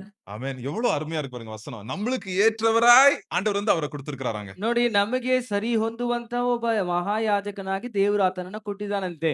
27வது வசனம் படிங்க. எனக்கு ஃபுல் படிக்கணும்னு ஆசையா இருக்கு. 27, 28 படிங்க. கவனமா கேளுங்க. 27, 28ನೇ ವಚನ ಓದ್ರಿ ಗಮನವಾಗಿ ಕೇಳಿ. அவர் பிரதான ஆசாரியர்களைப் போல ம், முன்பு சொந்த பாவங்களுக்காகவும் பின்பு ஜனங்களுடைய பாவங்களுக்காகவும் நாடோறும் பலியிட வேண்டியதில்லை. வேண்டியதில்லை. ஏனெனில் ஏனெனில் தம்மை தாமே தம்மை தாமே பலியிட்டதினாலே பலியிட்டதினாலே இதை ஒரே தரம் செய்து முடித்தார். ஒரே தடம் செய்து முடித்தார். நியாயப்பிரமாணமானது ம், பலவீனமுள்ள மனுஷர்களை ம். பிரதான ஆசாரியராக ஏற்படுத்துகிறது. நியாயப்பிரமாணத்திற்கு பின்பு உண்டான ஆணையோடே விளங்கிய வசனமோ என்றென்றைக்கும் பூரணரான குமாரனை ஏற்படுத்துகிறது. என்றதுக்கு பெர்மனன்ட். இப்ப ஆட்டுக்குட்டியே வெட்ட வேண்டாம் இனிமே. ನೋಡ್ರಿ ಎಂದೆಂದು ಸದಾಕಾಲಕ್ಕೂ ಇರುವಂತಹ ಹಾಗೆ ಸರ್ವ ಸಂಪೂರ್ಣ ಇವತ್ತು ಬಂದ್ಬಿಟ್ಟು ಕುರಿಮರಿಯ ಅವಶ್ಯಕತೆನೇ ಇಲ್ಲ. பிரதான ஆசாரியரும் வேண்டாம் நம்மளுக்கு. ಮಹಾಯಾಜಕನ ಅವಶ್ಯಕತೆಯೇ ಬೇಡ. டைரக்ட் இயேசு கிறிஸ்து தான் நம்மளுடைய பிரதான ஆசாரியர். ಡೈರೆಕ್ಟ್ ಆಗಿ ಯೇಸು ಕ್ರಿಸ್ತನೇ ನಮ್ಮ ಮಹಾಯಾಜಕನಾಗಿದ್ದಾನೆ. சோ அவர் நம்மளுக்கு முன்னாடி போனார். ಆತನು ನಮ್ಮ ಮುಂದೆ ಹೋಗಿದ್ದಾನೆ. நம்ம படுற பாடெல்லாம் அவர் பட்டுட்டார். ನಾವು ಪಡುವಂತ ಪ್ರಯಾಸವೆಲ್ಲ ಆತನು ಪಟ್ಟುಬಿಟ್ಟ. நம்ம நம்ம பாடு நம்ம வந்து நம்ம சோதனைப்பட்டு நம்ம பாவத்துல விழுந்துறோம். ஆனா அதே சோதனை அவர் அனுபவிச்சு அவர் பாவத்துல விழாம பரிசுத்தமான ஒரு ஆட்டுக்குட்டியாய் வந்து பலியானார். ನಾವು ಶೋಧನೆಗೆ ಒಳಗಾಗಿ ಪಾಪದಲ್ಲಿ ಬಿದ್ದು ಬಿಡ್ತೀವಿ. ಆದ್ರೆ ಶೋಧಿಸಲ್ಪಟ್ಟು ಯಾವ ಪಾಪವನ್ನು ಮಾಡದೇ ಇರುವ ದೇವ ಕುರುಮರಿಯಾಗಿ ಆತನು ಇದ್ದಾನೆ. சோ இதான் வந்து 8வது அதிகாரத்துல இருந்து 10வது வசனம் அதிகாரம் பழைய உடன்படிக்கை வந்து என்னது இந்த இந்த யார் இந்த இந்த பிரதான ஆசாரியர்கள் இந்த பலி செலுத்துறாங்க. அதான் பழைய உடன்படிக்கை. மோசேயோட உடன்படிக்கை. புதிய உடன்படிக்கை என்னது? இயேசு கிறிஸ்து ரத்தத்தினாலே நம்மளுக்கு தேவன் கொடுத்த உடன்படிக்கை. ಈ 8, 9, 10 ಅಧ್ಯಾಯಗಳಲ್ಲಿ ಇದೇ ಹಳೆಯ ಒಡಂಬಡಿಕೆ ಯಾಜಕರ ಮಾತ್ರವಲ್ಲದೆ ಅವರ ಒಂದು ಯಜ್ಞ ಕ್ರಮಗಳ ಬಗ್ಗೆ ಮೋಶೆಯು ನೇಮಿಸಿರುವ ಕಾರ್ಯಗಳನ್ನ ಕುರಿತು ಹೇಳಲ್ಪಟ್ಟಿದೆ. ಜೊತೆಗೆ ಯೇಸು ಕ್ರಿಸ್ತನ ಒಂದು ಹೊಸ ಒಡಂಬಡಿಕೆ ಆತನು ಒಬ್ಬ ಯಾಜಕನಾಗಿಯೂ ಒಬ್ಬ ಕುರಿಮರಿಯಾಗಿದ್ದಾನೆ ಅದನ್ನ ಕೂಡ ಹೇಳ್ತಾ ಇದೆ. சோ எதுக்கு இத வந்து சொல்றாரு? 8வது அதிகாரத்துல 10வது அதிகாரத்துல எதுக்கு இத திருப்பி திருப்பி சொல்றாங்க? 8ನೇ ಅಧ್ಯಾಯದಿಂದ 10ನೇ ಅಧ್ಯಾಯದವರೆಗೆ ಯಾಕೆ ಇದನ್ನು ಪದೇ ಪದೇ ಹೇಳ್ತಾ ಇದ್ದಾರೆ? ஏன்னா என்ன பண்ணாங்க? இப்போ சில கிறிஸ்டியன்ஸ் என்ன பண்ணாங்களாம் அந்த காலத்துல, பின்வாங்கி போறதுன்னா என்ன அர்த்தம்? திருப்பி யூத கலாச்சாரத்துக்கு போயிட்டு இருக்காங்க. திருப்பி இயேசு கிறிஸ்து வந்துட்டாங்க. ஆனாலும் இல்ல திருப்பி என்ன பண்றாங்க? அந்த ஆட்டுக்குட்டி பலி குடுக்குறதுக்கு போயிட்டு இருக்காங்க அவங்க. ಯಾಕೆ ಈ ರೀತಿ ಹೇಳ್ತಿದ್ದಾರೆ ಅಂತ ಹೇಳಿದ್ರೆ ಅನೇಕರು ಬಂದು ಹಿಂಜರಿದು ಹೋಗ್ಬಿಟ್ರು. ಅಂದ್ರೆ ಕ್ರೈಸ್ತ ನಂಬಿಕೆಯಲ್ಲಿ ಬಂದ್ರು ಮತ್ತೆ ತಿರುಗಿ ಯಹೂದಿ ಸಂಪ್ರದಾಯಕ್ಕೆ ಹಂಗೆ ಹೋಗ್ಬಿಟ್ರು. ಅದೇ ಒಂದು ಯಜ್ಞ ಮಾಡುವ ಕ್ರಮ ಮಹಾಯಾಜಕರ ಒಂದು ಕ್ರಮಕ್ಕೆ ಹಿಂಜರಿದು ಹೋಗ್ತಾ ಇದ್ರು. சோ ஒரே ஒரு அதனாலதான் ஆணித்தரமாய் சொல்றாங்க. இயேசு கிறிஸ்து ரத்தம் போதும். இயேசு கிறிஸ்து உங்களுக்காக குடுத்திருக்கிற புதிய உடன்படிக்கை போதும் அப்படின்னு வந்து கம்பேர் பண்ணி இந்த 8ல இருந்து 10வது அத்தியாயம் வரைக்கும் சொல்றாரு. ಅದರಿಂದ 8ರಿಂದ 10ನೇ ಅಧ್ಯಾಯವರೆಗೆ ಸರಿ ಹೋಲಿಸಿ ಯೇಸು ಕ್ರಿಸ್ತನ ರಕ್ತ ಮಾತ್ರ ಸಾಕು, ಯೇಸು ಕ್ರಿಸ್ತನು ಮಾತ್ರ ಯಾಜಕ ಅನ್ನೋ ಒಂದು ವಿಷಯವನ್ನ ಪದೇ ಪದೇ ಹೇಳುವುದನ್ನ ನಾವಿಲ್ಲಿ ನೋಡಬಹುದು. இன்னொரு ஒரு காரியம் முக்கியமான நான் ஒரு காரியம் சொல்றேங்க. ಇನ್ನೊಂದು ಒಂದು ಮುಖ್ಯವಾದ ಒಂದು ವಿಷಯ ನಾನು ಹೇಳ್ತೀನಿ ನೋಡ್ರಿ. பழைய ஏற்பாட்டுல ஆட்டுக்குட்டியை வெட்டிட்டு வருவாங்க. ಹಳೆಯ பலி ಒಡ கொடுத்துட்டு வருவாங்க. ಹಳೆಯ ಒಡಂಬಡಿಕೆಯಲ್ಲಿ ಕುರಿಯನ್ನ ಬಲಿ ಕೊಡ್ತಾ ಇದ್ರು. ஆனா நாட்டுக்குட்டி ரத்தம் வந்து மனசாட்சியை சுத்தப்படுத்த முடியாது அது. ಆದ್ರೆ ಆ ಕುರಿಯ ರಕ್ತವು ಬಂದ್ಬಿಟ್ಟು ಮನಸಾಕ್ಷಿಯನ್ನ ಶುಚಿ ಮಾಡ್ತಾ ಇದ್ದಿಲ್ಲ. ஆனா இயேசு கிறிஸ்துவோட ரத்தம் ಆದ್ರೆ ಯೇಸು ಕ್ರಿಸ್ತನ ರಕ್ತ நம்மள சுத்திகரித்து ನಮ್ಮನ್ನ ಶುದ್ಧೀಕರಿಸಿ நம்ம மனசாட்சியும் சுத்திகரிக்கும். பாருங்க அது வந்து 9வது வசனம் பாருங்க. 9வது அதிகாரம் 9வது வசனம் ನಮ್ಮ பாருங்க. ಮನಸಾಕ್ಷಿಗಳನ್ನು ಕೂಡ ಶುಚಿ ಮಾಡುತ್ತಂತೆ. அந்த கூடாரம் இக்காலத்திற்கு உதவுகிற ஒப்பனையாய் இருக்கிறது. அதற்கு ஏற்றபடியே செலுத்தப்பட்டு வருகிற காணிக்கைகளும் பலிகளும் ஆராதனை செய்கிறவனுடைய மனசாட்சியை பூரணப்படுத்த கூடாதவைகளாம். பாருங்க. அவனுடைய வர்ஷிப்பர்ஸோட கான்ஷியன்ஸ் 9ನೇ அத்தியாயம் 9ನೇ வசனம் போது. சோ அது வந்து என்ன பண்ணுது? அவனுடைய மனசாட்சி சுத்தமாவாது அவனுக்கு. ಆದ್ರಿಂದ ಆತನ ಒಂದು ಮನಸಾಕ್ಷಿಗಳು ಬಂದ್ಬಿಟ್ಟು ಏನಾಗುದಿಲ್ಲ, ಸ್ವಚ್ಛವಾಗುದಿಲ್ಲ.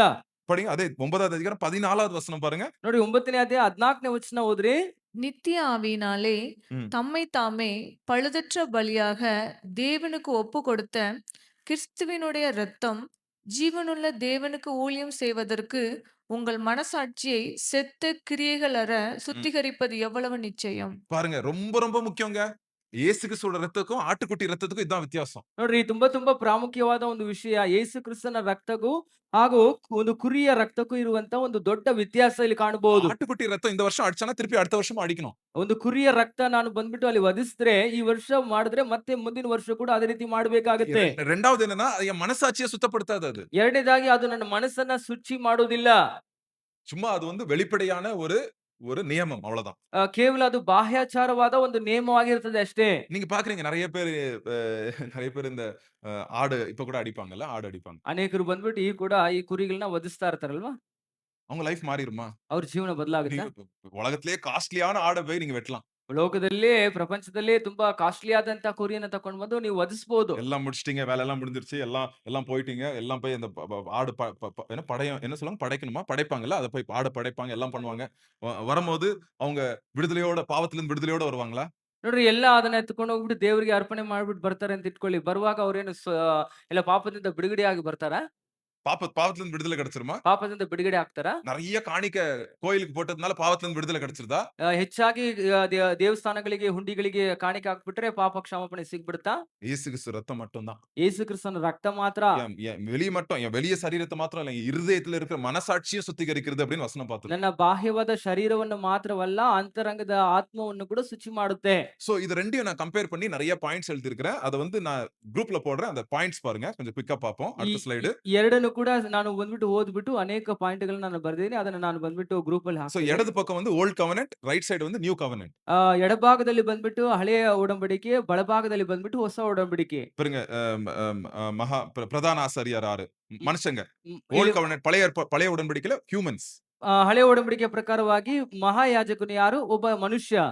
ரைட் சைடுல வந்து இயேசு கிறிஸ்து நம்மளுடைய பிரதான ಹೊಸ ஆசாரியர். ಒಡಂಬಡಿಕೆಯಲ್ಲಿ ನಮ್ಮ ಮಹಾಯಾಜಕನು ಯೇಸು ಕ್ರಿಸ್ತನಾಗಿದ್ದಾನೆ. அடுத்து எவ்வளவு நாள் வந்து அந்த ஆசாரியன் நம்மளுக்கு இருப்பாரு? ನಂತರ ಎಷ್ಟು ಇದರ ಒಂದು ಕಾಲ ಅವಕಾಶಗಳು ಎಷ್ಟಿರುತ್ತದೆ? லிமிಟೆಡ್ டைம். கொஞ்ச நாள் தான். அவர் உயிர் இருக்கிற வரைக்கும் தான். ಅಲ್ಲಿ ಹಳೆ ಒಡಂಬಡಿಕೆ ಪ್ರಕಾರವಾಗಿ ಲಿಮಿಟೆಡ್, ಆತನು ಜೀವಂತ ಇರುವವರೆಗೂ ஆனா ಮಾತ್ರ. ரைட் சைடுல பாருங்க Jesus is a perfect forever. ಆದ್ರೆ அவர் பெர்ஃபெக்ட்டான பிரதான ಆದ್ರೆ ஆசாரியர். ಬಲಗಡೆಯಲ್ಲಿ ಹೊಸ ಒಡಂಬಡಿಕೆ ಪ್ರಕಾರವಾಗಿ ಯೇಸು ಕ್ರಿಸ್ತನು ಸದಾ ಕಾಲವೂ ಇರುವಂತವನು. அப்புறம் டைப் ஆஃப் சாக்ரிஃபைஸ்ன்னு போட்டிருக்கேன் பாருங்க. அது வந்து ஆட்டுக்குட்டியும் மாடோட ரத்தம். ನೋಡ್ರಿ, ಅದು ಯಾವ ರೀತಿಯಾದ ವಿಧಾನಗಳು, ಅದು ಯಜ್ಞವನ್ನು ಅರ್ಪಿಸುವಂತ ವಿಧಾನಗಳು ಯಾವ್ದಂತ ಹೇಳಿದ್ರೆ, ಅಲ್ಲಿ ರಕ್ತ, ಅಲ್ಲಿರುವಂತಹ ಕುರಿ ಅಥವಾ ಟಗರುಗಳ ರಕ್ತವನ್ನ ಅಲ್ಲಿ ಕೊಡುವಂತದ್ದು.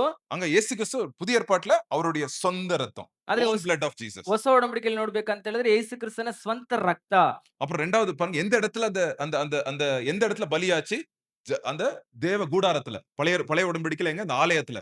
ನೋಡಿ, ಅಲ್ಲಿ ಯಜ್ಞವನ್ನ ಅರ್ಪಿಸುವಂತ ಸ್ಥಳ ಯಾವುದು? ಹಳೆ ಒಡಂಬಡಿಕೆಯ ಪ್ರಕಾರವಾಗಿ ಭೌತಿಕವಾಗಿರುವಂತಹ ದೇವದರ್ಶನ ಗುಡಾರದಲ್ಲಿ ಅಲ್ಲಿ ஆனா ಒಂದು ವಹಿಸಲಾಯಿತು. புதிய உடன்படிக்கையில எங்க வெட்டப்பட்டுச்சு? இயேசு கிறிஸ்துவோட ரத்தம் எங்க வரைக்கும் போச்சு? ಆದ್ರೆ பரலோக கூடாரம் வரைக்கும் போயிருக்குது. ಆದ್ರೆ ಹೊಸ ಒಡಂಬಡಿಕೆಯಲ್ಲಿ ಯೇಸು ಕ್ರಿಸ್ತನ ರಕ್ತವು ಎಲ್ಲಿವರೆಗೆ ಹೋಯಿತು? ಪರಲೋಕದಲ್ಲಿ ಇರುವಂತಹ ದೇವದರ್ಶನ ಗುಡಾರದವರೆಗೆ ಹೋಯಿತು. என்னுடைய பாவத்துக்காக ஏசப்பா பரலோகத்துல என் பாவத்துக்காக போய் பேசிட்டு இருக்கிறாராம். பரிந்து பேசுறாராம். ನನ್ನ ಪಾಪಕ್ಕೋಸ್ಕರ ಯೇಸು ಕ್ರಿಸ್ತನು ಪರಲೋಕಕ್ಕೆ ಹೋಗ್ಬಿಟ್ಟು ಆತನು ಮಾತನಾಡ್ತಿದ್ದಾನಂತೆ. அடுத்தது பாருங்க நெக்ஸ்ட் ஸ்லைடு. ಮುಂದಿನ ಸ್ಲೈಡ್ ಅಲ್ಲಿ ನೋಡ್ರಿ, பாருங்க வாட் இஸ் கிளென்ஸ்ட். ಯಾವ್ದೆಲ್ಲ ಶುಚಿ ಆಗ್ತದೆ. மனசாட்சியை சுத்தப்படுத்த முடியாது அது. ಅದು ಬಂದ್ಬಿಟ್ಟು ಮನಸ್ಸನ್ನ ಶುಚಿ ಮಾಡಕ್ ಆಗೋದಿಲ್ಲ. இது வந்து மனசாட்சியும் சுத்திகரிக்கும். ಆದ್ರೆ ಹೊಸ ಒಡಂಬಡಿಕೆಯಲ್ಲಿ ಮನಸ್ಸನ್ನು ಕೂಡ ಶುದ್ಧೀಕರಿಸುತ್ತದೆ. அப்புறம் ரிமூவ் சின்ஸ் क्वेश्चन மார்க் போட்டுருங்க. பாவத்தை ரிமூவ் பண்ண முடியுமா? அது it can only cover the since. பாவத்தை மூட தான் செய்யும். அது வந்து இயேசு கிறிஸ்துவோட ரத்தம் நம்ம பாவத்தை புடுங்கவே செஞ்சிரும். வேரோட எடுத்துரும் அந்த பாவ ಸ್ವಭಾವத்தை. ನೋಡಿ, ಪಾಪವನ್ನ ಬಂದ್ಬಿಟ್ಟು ಅದು ತೆಗೆದು ಬಿಡಕ್ಕಾಗತ್ತಾ ಅಂತ ಒಂದು ಕ್ವಶನ್ ಮಾರ್ಕ್. ಹಳೆ ಒಡಂಬಡಿಕೆಯಲ್ಲಿ ಬಂದ್ಬಿಟ್ಟು ಇಲ್ಲ, ಅದನ್ನ ಮುಚ್ಚಬಹುದು. ಆದ್ರೆ ಹೊಸ ಒಡಂಬಡಿಕೆಯ ಪ್ರಕಾರವಾಗಿ ಬುಡ ಸಮೇತವಾಗಿ ಅದನ್ನ ಕಿತ್ತು ಬಿಡಬಹುದು ಅಂತ ಹೇಳ್ತಾ ಇದೆ. ரொம்ப வித்தியாசம். பழைய உடன்படிக்கைக்கும் புதிய உடன்படிக்கைக்கும் ரொம்ப வித்தியாசம். இதுதான் அந்த வித்தியாசங்கள். நீங்க பாருங்க. இன்னும் நம்ம ஃபியூச்சர்ல இத பத்தி ஸ்டடி பண்ணலாம். ಹಳೆ ಒಡಂಬಡಿಕೆಗೂ ಹೊಸ ಒಡಂಬಡಿಕೆಗೂ ತುಂಬಾ ದೊಡ್ಡ ವ್ಯತ್ಯಾಸಗಳಿದೆ. ನೀವು ನೋಡಬಹುದು. ನಾವು ನಂತರ ಮುಂದೆ ನಾವು ನೋಡಬಹುದು. சோ ஆண்டவர் என்ன பண்றாரு? ದೇವ್ರು ಏನ್ ಮಾಡ್ತಾನೆ? பழைய உடன்படிக்கையில 10 கட்டளைகளை ஒரு பலகை மேல எழுதினார் ஆண்டவர். ನೋಡಿ, ಹಳೆ ಒಡಂಬಡಿಕೆಯನ್ನ ಒಂದು ದಶ ಆಜ್ಞೆಗಳನ್ನ ಒಂದು ಹಲಿಗೆಯ ಮೇಲೆ ಬರೆದ. 10வது அதிகாரம் 16வது வசனம் பாருங்க. 10ನೇ ಅಧ್ಯಾಯ 16ನೇ ವಚನವನ್ನ ಓದ್ರಿ. எங்க எழுதி இருக்கிறாரு புதிய உடன்படிக்கைய? ಹೊಸ ಒಡಂಬಡಿಕೆಯನ್ನ ದೇವ್ರು ಎಲ್ಲಿ ಬರ್ದಿದ್ದಾನೆ ಅಂತ எங்க ನೋಡ್ರಿ. பழையதுல வந்து அது கல் மேல எழுதினாரு. புதிய உடன்படிக்கை எங்க எழுதி இருக்குன்னு கொஞ்சம் எனக்கு சொல்லுங்க. ಹಳೇದನ್ನ ಕಲ್ಲಿನ ಒಂದು ಹಲಿಗೆಗಳ ಮೇಲೆ ಬರ್ದ. ಹೊಸ ಒಡಂಬಡಿಕೆಯಲ್ಲಿ ಎಲ್ಲಿ ಬರ್ದ ನೋಡ್ರಿ. நம்முடைய இருதயத்துல. படிங்க அந்த வசனத்தை படிங்க. அந்த நாட்களுக்கு பின்பு நான் அவர்களோடே பண்ணும் உடன்படிக்கையாவது, நான் என்னுடைய பிரமாணங்களை அவர்களுடைய இருதயங்களில் வைத்து அவைகளை அவர்களுடைய மனதில் எழுதுவேன் என்று கர்த்தர் சொல்லுகிறார் என்பதை உரைத்த பின்பு, அடுத்தது அவர்களுடைய பாவங்களையும் அவர்களுடைய அக்கிரமங்களையும் நான் இனி நினைப்பதில்லை என்பதை சொல்லுகிறார். அடுத்தது இவைகள் மன்னிக்கப்பட்டதுண்டானால் இனி பாவத்து நிமித்தம் பலி செலுத்தப்படுவதில்லையே. சரி. பழைய ஏற்பாட்டுல கல்லு மேல எழுதினாங்க. புதிய ஏற்பாட்டுல ಹಳೆ ಒಡಂಬಡಿಕೆಯಲ್ಲಿ ಕಲ್ಲಿನ ಮೇಲೆ ಬರೆದ್ರು. ಆದ್ರೆ ಹೊಸ ಒಡಂಬಡಿಕೆಯಲ್ಲಿ எங்க எழுதி இருக்காங்க? ಎಲ್ಲಿ ಬರೆದಿದ್ದಾರಂತೆ? இருதயம், ಹೃದಯದಲ್ಲಿ, மனசுல. ಮನಸ್ಸಿನಲ್ಲಿ. அதனாலதான் நம்ம வசனங்களை படிக்க படிக்க நம்ம இருதயத்துல என்ன ஆகுது? ஆண்டவருடைய ரத்தம் கழுவப்பட்ட இருதயமா இருக்கிறதுனால அதெல்லாம் போய் அப்படியே பதியுது. அந்த வசனங்கள் எல்லாம் பதியுது நம்ம இருதயத்துல, மைண்ட்ல போய் பதியுது அப்படி. ಆದ ಕಾರಣದಿಂದ ದೇವರ ವಾಕ್ಯವನ್ನು ಓದ್ತಾ ಇರುವಾಗ ದೇವರ ಕಾರ್ಯವು ಬಂದ್ಬಿಟ್ಟು ನಮ್ಮ ಹೃದಯದಲ್ಲಿ, ಮನಸ್ಸಿನಲ್ಲಿ ಹೋಗಿ ಅದು ಕ್ರಿಯೆ ಮಾಡುತ್ತೆ. சோ அதனால இயேசு கிறிஸ்துவோட ரத்தத்துக்கு ரொம்ப ரொம்ப இம்பார்ட்டன்ஸ் கொடுக்கணும் நீங்க உங்க பர்சனல் லைஃப்ல. ಆದ್ರಿಂದ ಯೇಸು ಕ್ರಿಸ್ತನ ರಕ್ತಕ್ಕಾಗಿ ನಿಮ್ಮ ವೈಯಕ್ತಿಕ ಜೀವಿತದಲ್ಲಿ ತುಂಬಾ ಪ್ರಾಮುಖ್ಯತೆಯನ್ನು ಕೊಡಬೇಕು. இயேசு கிறிஸ்துவோட ரத்தத்துக்காக டெய்லி நன்றி சொல்லணும் நம்ம. ಯೇಸು ಕ್ರಿಸ್ತನ ರಕ್ತಕ್ಕಾಗಿ ನೀವು ಪ್ರತಿ ದಿವಸ ಕೂಡ ಕೃತಜ್ಞತೆ ಉಳ್ಳವರಾಗಿರಬೇಕು. இயேசு கிறிஸ்து ரத்தம் இல்லன்னா நான் இன்னைக்கு இங்க மெசேஜ் குடுக்கிறது கூட எனக்கு தகுதி இல்ல. ಯೇಸು ಕ್ರಿಸ್ತನ ರಕ್ತ ಇಲ್ಲ ಅಂತ ಹೇಳಿದ್ರೆ ಇವತ್ತು ನಾನು ಸಂದೇಶವನ್ನು ಕೊಡೋದು ಕೂಡ ಅರ್ಹನಲ್ಲ. இயேசு கிறிஸ்து ரத்தம் இல்லன்னா நான் வந்துட்டு ஜெபம் பண்றதுக்கு யூஸே இல்ல. ஜெபம் வந்து இந்த செவுர கூட தாண்டாது. ಯೇಸು ಕ್ರಿಸ್ತನ ರಕ್ತ ಇಲ್ಲ ಅಂತ ಹೇಳಿದ್ರೆ ಪ್ರಾರ್ಥನೆಯ ಒಂದು ಯಾವುದೇ ಒಂದು ಅದರ ಯೂಸೇ ಇಲ್ಲ. ಅದು ಬಂದ್ಬಿಟ್ಟು ಈ ಗೋಡೆಯನ್ನು ಕೂಡ ದಾಟಿ ಹೋಗುವುದಿಲ್ಲ. சோ அதனால இன்னைக்கு தைரியமா நம்ம ஜெபிக்கிறோம். ಅದರಿಂದ ಇವತ್ತು ನಾವು ಧೈರ್ಯದಿಂದ ಪ್ರಾರ್ಥನೆ ಮಾಡುತ್ತೇವೆ. ஏசப்பா ரத்தம் இருக்கிறதுனால. ಯೇಸು ಕ್ರಿಸ್ತನ ರಕ್ತ ಇರುವುದರಿಂದ. அவர் ரத்தத்தினால என்ன கழுவுறதுனால என் சத்தம் வந்து பரலோகம் வரைக்கும் நான் இங்க ஜெபிக்கிற ஜெபம் மனசுல ஜெபிக்கிற ஜெபம் கூட பரலோகம் வரைக்கும் பாயும் அந்த ஜெபம். ಆತನ ರಕ್ತವು ನನ್ನನ್ನ ಶುಚಿ ಮಾಡಿದ ಕಾರಣದಿಂದಾಗಿ ಆತನ ಒಂದು ಪ್ರಾರ್ಥನೆ ಮಾಡುವಾಗ ಪರಲೋಕದವರೆಗೂ ಹೋಗುತ್ತೆ. சோ அதனால கடைசியா என்ன சொல்றாரு நான் சொல்லி நான் முடிச்சிடுறேன். இந்த இன்னும் 11, 12, 13 இருக்கு. அத நான் 10 மினிட்ஸ்ல முடிக்கணும். பட் இப்போ இந்த இயேசு கிறிஸ்து ரத்தம் இருக்கிறதுனால நமக்கு ஒரு தைரியம் வருது. என்ன தைரியம் வருது? 19வது வசனம் படிங்க. 10வது அதிகாரம் 19வது வசனம். 10ನೇ ಅಧ್ಯಾಯ 19ನೇ ವಚನ ಓದ್ರಿ. ஆகையால் சகோதரரே, நாம் பரிசுத்த ஸ்தலத்தில் பிரவேசிப்பதற்கு ம். இயேசுவானவர் தமது மாம்சமாகிய திரையின் வழியாய் புதிதும் ஜீவனுமான மார்க்கத்தை நமக்கு உண்டு பண்ணினபடியால், அந்த மார்க்கத்தின் வழியாய் பிரவேசிப்பதற்கு அவருடைய இரத்தத்தினாலே நமக்கு தைரியம் உண்டாயிருக்கிறபடியினால், படிங்க முன்னாடி. தேவனுடைய வீட்டின் மேல் அதிகாரியான மகா ஆசாரியர் நமக்கு ஒருவர் இருக்கிறபடியினாலும், ம். துர்மனசாட்சி நீங்க மனசாட்சி நீங்க தெளிக்கப்பட்ட இருதயம் உள்ளவர்களாயும் தெளிக்கப்பட்ட இருதயம் உள்ளவர்களாக சுத்த ஜலத்தால் சுத்த ஜலத்தால் கழுவப்பட்ட சரீரம் உள்ளவர்களாயும் கழுவப்பட்ட சரீரம் உள்ளவர்களாய் உண்மையுள்ள இருதயத்தோடும் உண்மையிலோ இருதயத்தோட விசுவாசத்தின் பூரண நிச்சயத்தோடும் நிச்சயமாக சேர கடவோம். நம்ம என்ன பண்ணுவோம்? நம்ம போறோம். ஆண்டவர்ட்ட வந்து நம்ம வரணும். நம்ம சந்தோஷமா தைரியமா நம்ம ஆண்டவருடைய பிரசன்னத்துக்கு நம்ம போறோம். ಅದರಿಂದ ನಾವು ಸಂತೋಷದಿಂದ ಧೈರ್ಯದಿಂದ ದೇವರ ಪ್ರಸನ್ನತೆಯಲ್ಲಿ ಬರ್ಲಿಕ್ಕಿದ್ದೇವೆ. ஆண்டவருடைய சரீரம் கிழிக்கப்பட்டதுனால சிலுவையில அந்த திரையே கிழிஞ்சிருச்சு. மேல இருந்து அப்படியே கீழ கிழிஞ்சிட்டு வந்துச்சு. அந்த அந்த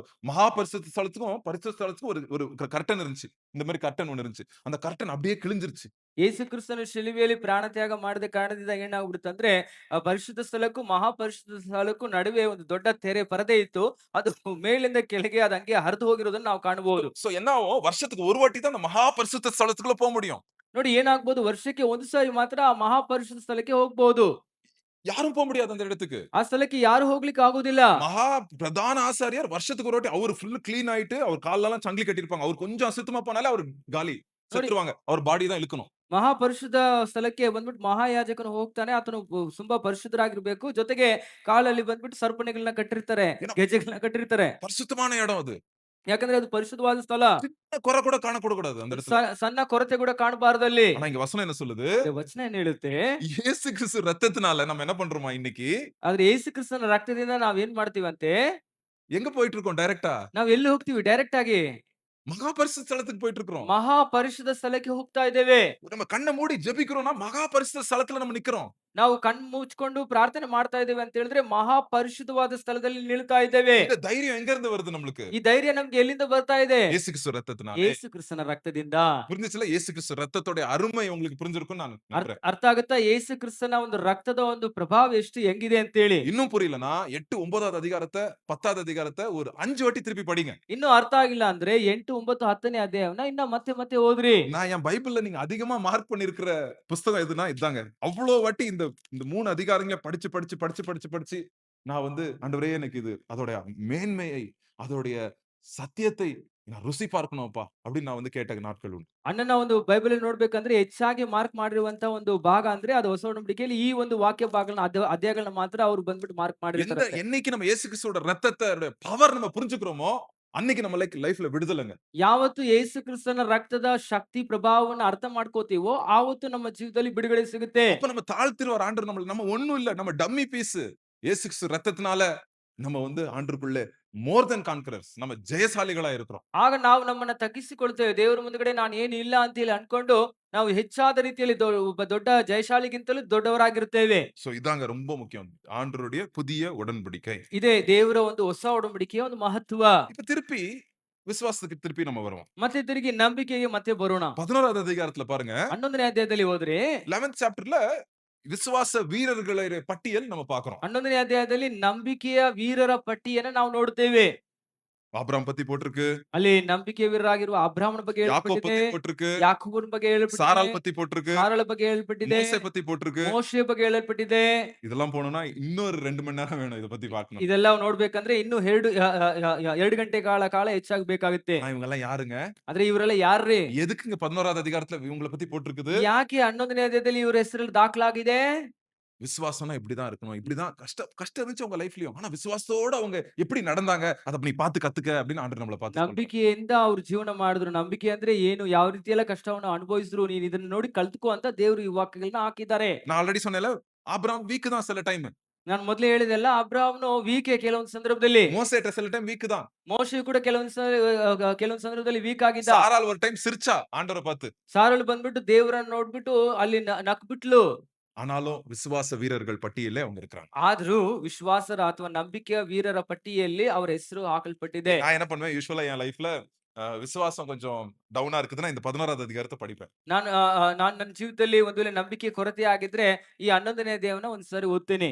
அது படிக்க அவங்களுடைய மோட்டிவேஷன். இதான் நம்மளுக்கு நிறைய பேர் யூடியூப் பார்த்தா, இன்ஸ்டாகிராம் பார்த்தா மோட்டிவேஷன். நம்மளுக்கு எபிரேயர் 11வது அதிகாரம் படிச்சா மோட்டிவேஷன். ಅನೇಕರಿಗೆ ಯೂಟ್ಯೂಬ್ ಇನ್ಸ್ಟಾಗ್ರಾಮ್ ನೋಡಿದ್ರೆ ಮೋಟಿವೇಶನ್ ಆಗುತ್ತೆ. ನಮ್ಗಾದ್ರೂ ಒಂದು ಮೋಟಿವೇಶನ್ ಅಂದ್ರೆ ಇಬ್ರಿಯರಿಗೆ ಬರೆದ ಪತ್ರಿಕೆ 11ನೇ ಅಧ್ಯಾಯ ನಮ್ಗೆ ಮೋಟಿವೇಶನ್ ಆಗಿದೆ. எப்படியெல்லாம் வாழ்ந்தாங்கப்பா. ನೋಡಿ ಈ ರೀತಿ ಎಲ್ಲ ಜೀವನ ಮಾಡಿದ್ರಪ್ಪ. என்ன பெரிய விசுவாசம்ப்பா. ಎಂತ ದೊಡ್ಡ ವಿಶ್ವಾಸ. அன்னைக்கு அவங்களுக்கு அது விசுவாசம் மாதிரி தெரியல. அது ஒரு சின்ன காரியமா தான் இருந்துச்சு. இன்னைக்கு பைபிள்ல நம்மளுக்கு அவங்களுடைய விசுவாசத்தை குறித்து போடப்பட்டிருக்கு. ಅವತ್ತು ಅದು ದೊಡ್ಡ ವಿಶ್ವಾಸವಾಗಿ ಪರಿಗಣಿಸಲಾಗಲ್ಲ. ಏನೋ ಒಂದು ಸಣ್ಣ ವಿಷಯವಾಗಿ ಅನ್ಕೊಂಡಿದ್ರು. ಆದ್ರೆ ಇವತ್ತು ದೊಡ್ಡ ವಿಶ್ವಾಸವಾಗಿ ಪರಿಗಣಿಸಲಾಗ್ತಾ ಇದೆ. அடுத்த வாரம் சண்டே மெசேஜ்ல பேச போறேன். மோசே எப்படி என்ன பண்ணாரு? எல்லாத்தையும் தூரம் தள்ளிட்டு இஸ்ரேல் எகிப்து நாட்டின் ஒரு பெரிய ராஜா, செகண்டா இருந்தாரு. ராஜாக்கு அடுத்ததா இருந்தாரு. எல்லாம் வேண்டான்னு சொல்லிட்டு ஆண்டவருடைய ஜனங்கள் கூட பாடு சகிக்கிறதுக்கு வந்தாராங்க மோசே. ನೋಡಿ ಮೋಶೆ ಬಂದ್ಬಿಟ್ಟು ಆ ಮೋಶೆ ಬಗ್ಗೆ ಅಣ್ಣ ಮುಂದಿನ ವಾರದಲ್ಲಿ ಪ್ರಸಂಗ ಮಾಡ್ತಾರಂತೆ. ಅದರಲ್ಲಿ ಮೋಶೆ ಯಾವ ರೀತಿಯಲ್ಲಿ ರಾಜನಿಗೆ ನೆಕ್ಸ್ಟ್ ಸ್ಥಾನದಲ್ಲಿ ಇರುವಂತಹ ಒಂದು ಪದವಿಯನ್ನು ಕೂಡ ಬಿಟ್ಟು ಅದನ್ನು ಯಾವ ರೀತಿಯಲ್ಲಿ ನಂಬಿಕೆಯ ಒಂದು ಪ್ರಯಾಣ ಮಾಡಿದ್ರು ಅನ್ನೋದನ್ನ ಹೇಳ್ತಿದ್ರು. 11வது அதிகாரம் 24வது வசனம். 11ನೇ ಅಧ್ಯಾಯ 24ನೇ ವಚನ. ஏன்னா ராஜகுமாரனா இருக்க மாட்டேன் நானு. ನಾನು ಒಬ್ಬ ರಾಜಕುಮಾರನಾಗಿ ಇರೋಕ್ ಆಗುದಿಲ್ಲ. நான் ராஜகுமாரன் பதவி எனக்கு வேண்டாம். ರಾಜಕುಮಾರನ ಪದವಿ ನನಗೆ ಬೇಡ. எனக்கு மேய்ப்பன் பதவி வேணும். ನನಗೆ ಒಬ್ಬ ಕುರುಬನ ಪದವಿ ಸಾಕು. நான் ராஜகுமாரன் இருக்கலனா, உலகத்தின் பிரகாரமா ராஜகுமாரனா இல்லனாலும் பரவாயில்ல எனக்கு. ಪ್ರಪಂಚಿಕ ಪ್ರಕಾರವಾಗಿ ನಾನು ಒಬ್ಬ ರಾಜಕುಮಾರನಾಗಿ ಇಲ್ಲಾಂದ್ರೂ ಪರವಾಗಿಲ್ಲ. ஜனங்களை நான் லீட் பண்றேன். ஜனங்களோட கஷ்டத்தை அனுபவிக்கிறேன் அப்படின்னு அந்த வனாந்தரத்துல ஜனங்களுக்காக பாடுபட்டாருங்க மோசே. ಜನರನ್ನ ನಡೆಸ್ತೀನಿ, ಜನರೊಂದಿಗೆ ಇರ್ತೀನಿ ಅಂತ ಹೇಳಿ ಅರಣ್ಯದಲ್ಲಿ ಕಷ್ಟಪಡ್ತಾ ಇದ್ದಾರೆ ಒಬ್ಬ ಕುರುಬನಂತೆ ಮೋಶೆ. சோ பாருங்க, இதெல்லாம் பார்க்கும்போது நம்மளுக்கு சேலஞ்சிங்கா இருக்கும். ನೋಡಿ ಇದೆಲ್ಲ ನೋಡುವಾಗ ನಮ್ಗೆ ಒಂದು ದೊಡ್ಡ ಚಾಲೆಂಜ್ ಆಗಿರ್ತದೆ. எவ்வளோ பணம், வசதி எல்லாம் இருந்துச்சு மோசேக்கு. ஜாலியா இருந்திருக்கலாம். என்ன கை தட்டினா ஆட்கள் வருவாங்க.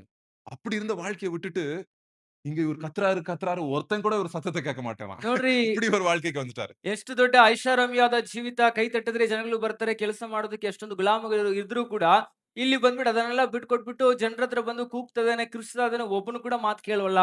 அது மாத்திரம் இல்ல, ஒருத்தரும் 20 லட்சம் பேர் 20 லட்சம் விதமா காரி துப்புறாங்க மோசைய. ನೋಡಿ ಮೋಶೆಯನ್ನ ಸುಮಾರು 20 ಲಕ್ಷ ಜನರು ಇದ್ದಾರೆ. 20 ಲಕ್ಷ ಜನರು 20 ಲಕ್ಷ ರೀತಿಯಲ್ಲಿ ಮುಗಿತಾ ಇದ್ದಾರೆ ಮೋಶೆಗೆ. என்ன ஆண்டவரே என் வாழ்க்கை இப்படி ஆயிடுச்சு. ಏನ್ ದೇವ್ರೆ ನನ್ ಜೀವನ ಹಿಂಗ ಆಗ್ಬಿಡ್ತು.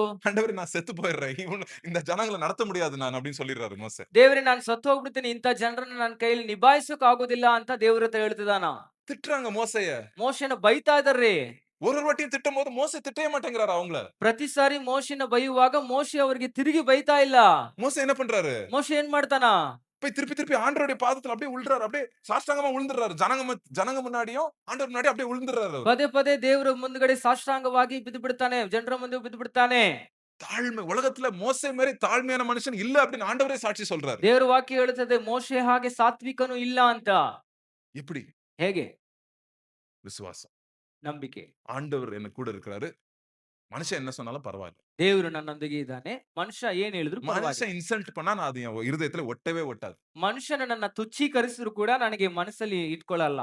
விசுவாசத்தோட பவர் பாத்தீங்களா? ನಂಬಿಕೆಯ ಒಂದು ಶಕ್ತಿ ನೋಡ್ರ. இததான் நம்ம படிக்கிறோம். ಇದನ್ನೇ ನಾವು ಓದ್ಲಿಕ್ಕೆ படிக்க நம்ம விசுவாசம் அதிகரிக்கும். ಇದನ್ನ ಓದುವ ಪ್ರತಿಯೊಂದು ಸಂದರ್ಭದಲ್ಲಿ ಕೂಡ ವಿಶ್ವಾಸ ನಮ್ಮಲ್ಲಿ ಹೆಚ್ಚುತ್ತಾ ಇರ್ತದೆ. 11வது அதிகாரத்துல 2 பேரோட விசுவாசம் அதிகமாய் போடப்பட்டிருக்குது. ಈ 11ನೇ ಅಧ್ಯಾಯದಲ್ಲಿ ಇಬ್ಬರ ನಂಬಿಕೆಯನ್ನ ಹೆಚ್ಚಾಗಿ ಹಾಕಲ್ಪಟ್ಟಿದೆ. யாரெல்லாம் அது? ಯಾರ್ಯಾರು ಅದು? நிறைய வசனங்கள் அவங்களுக்காக கொடுக்கப்பட்டிருக்கு. யாரெல்லாம்? ಅನೇಕ ವಚನಗಳು ಅವರಿಗೋಸ್ಕರ ಮೀಸಲಾಗಿದೆ. ಯಾರ್ಯಾರು ಅವರು? ஆபிரகாம், ಅಬ್ರಹಾಮ, மோசே. ಮೋಶೆ. சோ அப்பனா நீங்க என்ன பண்ணணும்? அதிகமாய் ஆபிரகாம், மோசே பத்தி நம்ம ஸ்டடி பண்ணோம்னா, இன்னும் நம்ம தெரிஞ்சுக்கிறோம். ಅದರಿಂದ ನೀವು ಹೆಚ್ಚಾಗಿ ಅಬ್ರಹಾಮ ಮತ್ತು ಮೋಶೆಯ ಕುರಿತಾಗಿ ಧ್ಯಾನ ಮಾಡಿದ್ರೆ ಹೆಚ್ಚಾಗಿ ನಾವು ತಿಳ್ಕೋಬಹುದು. சரியா?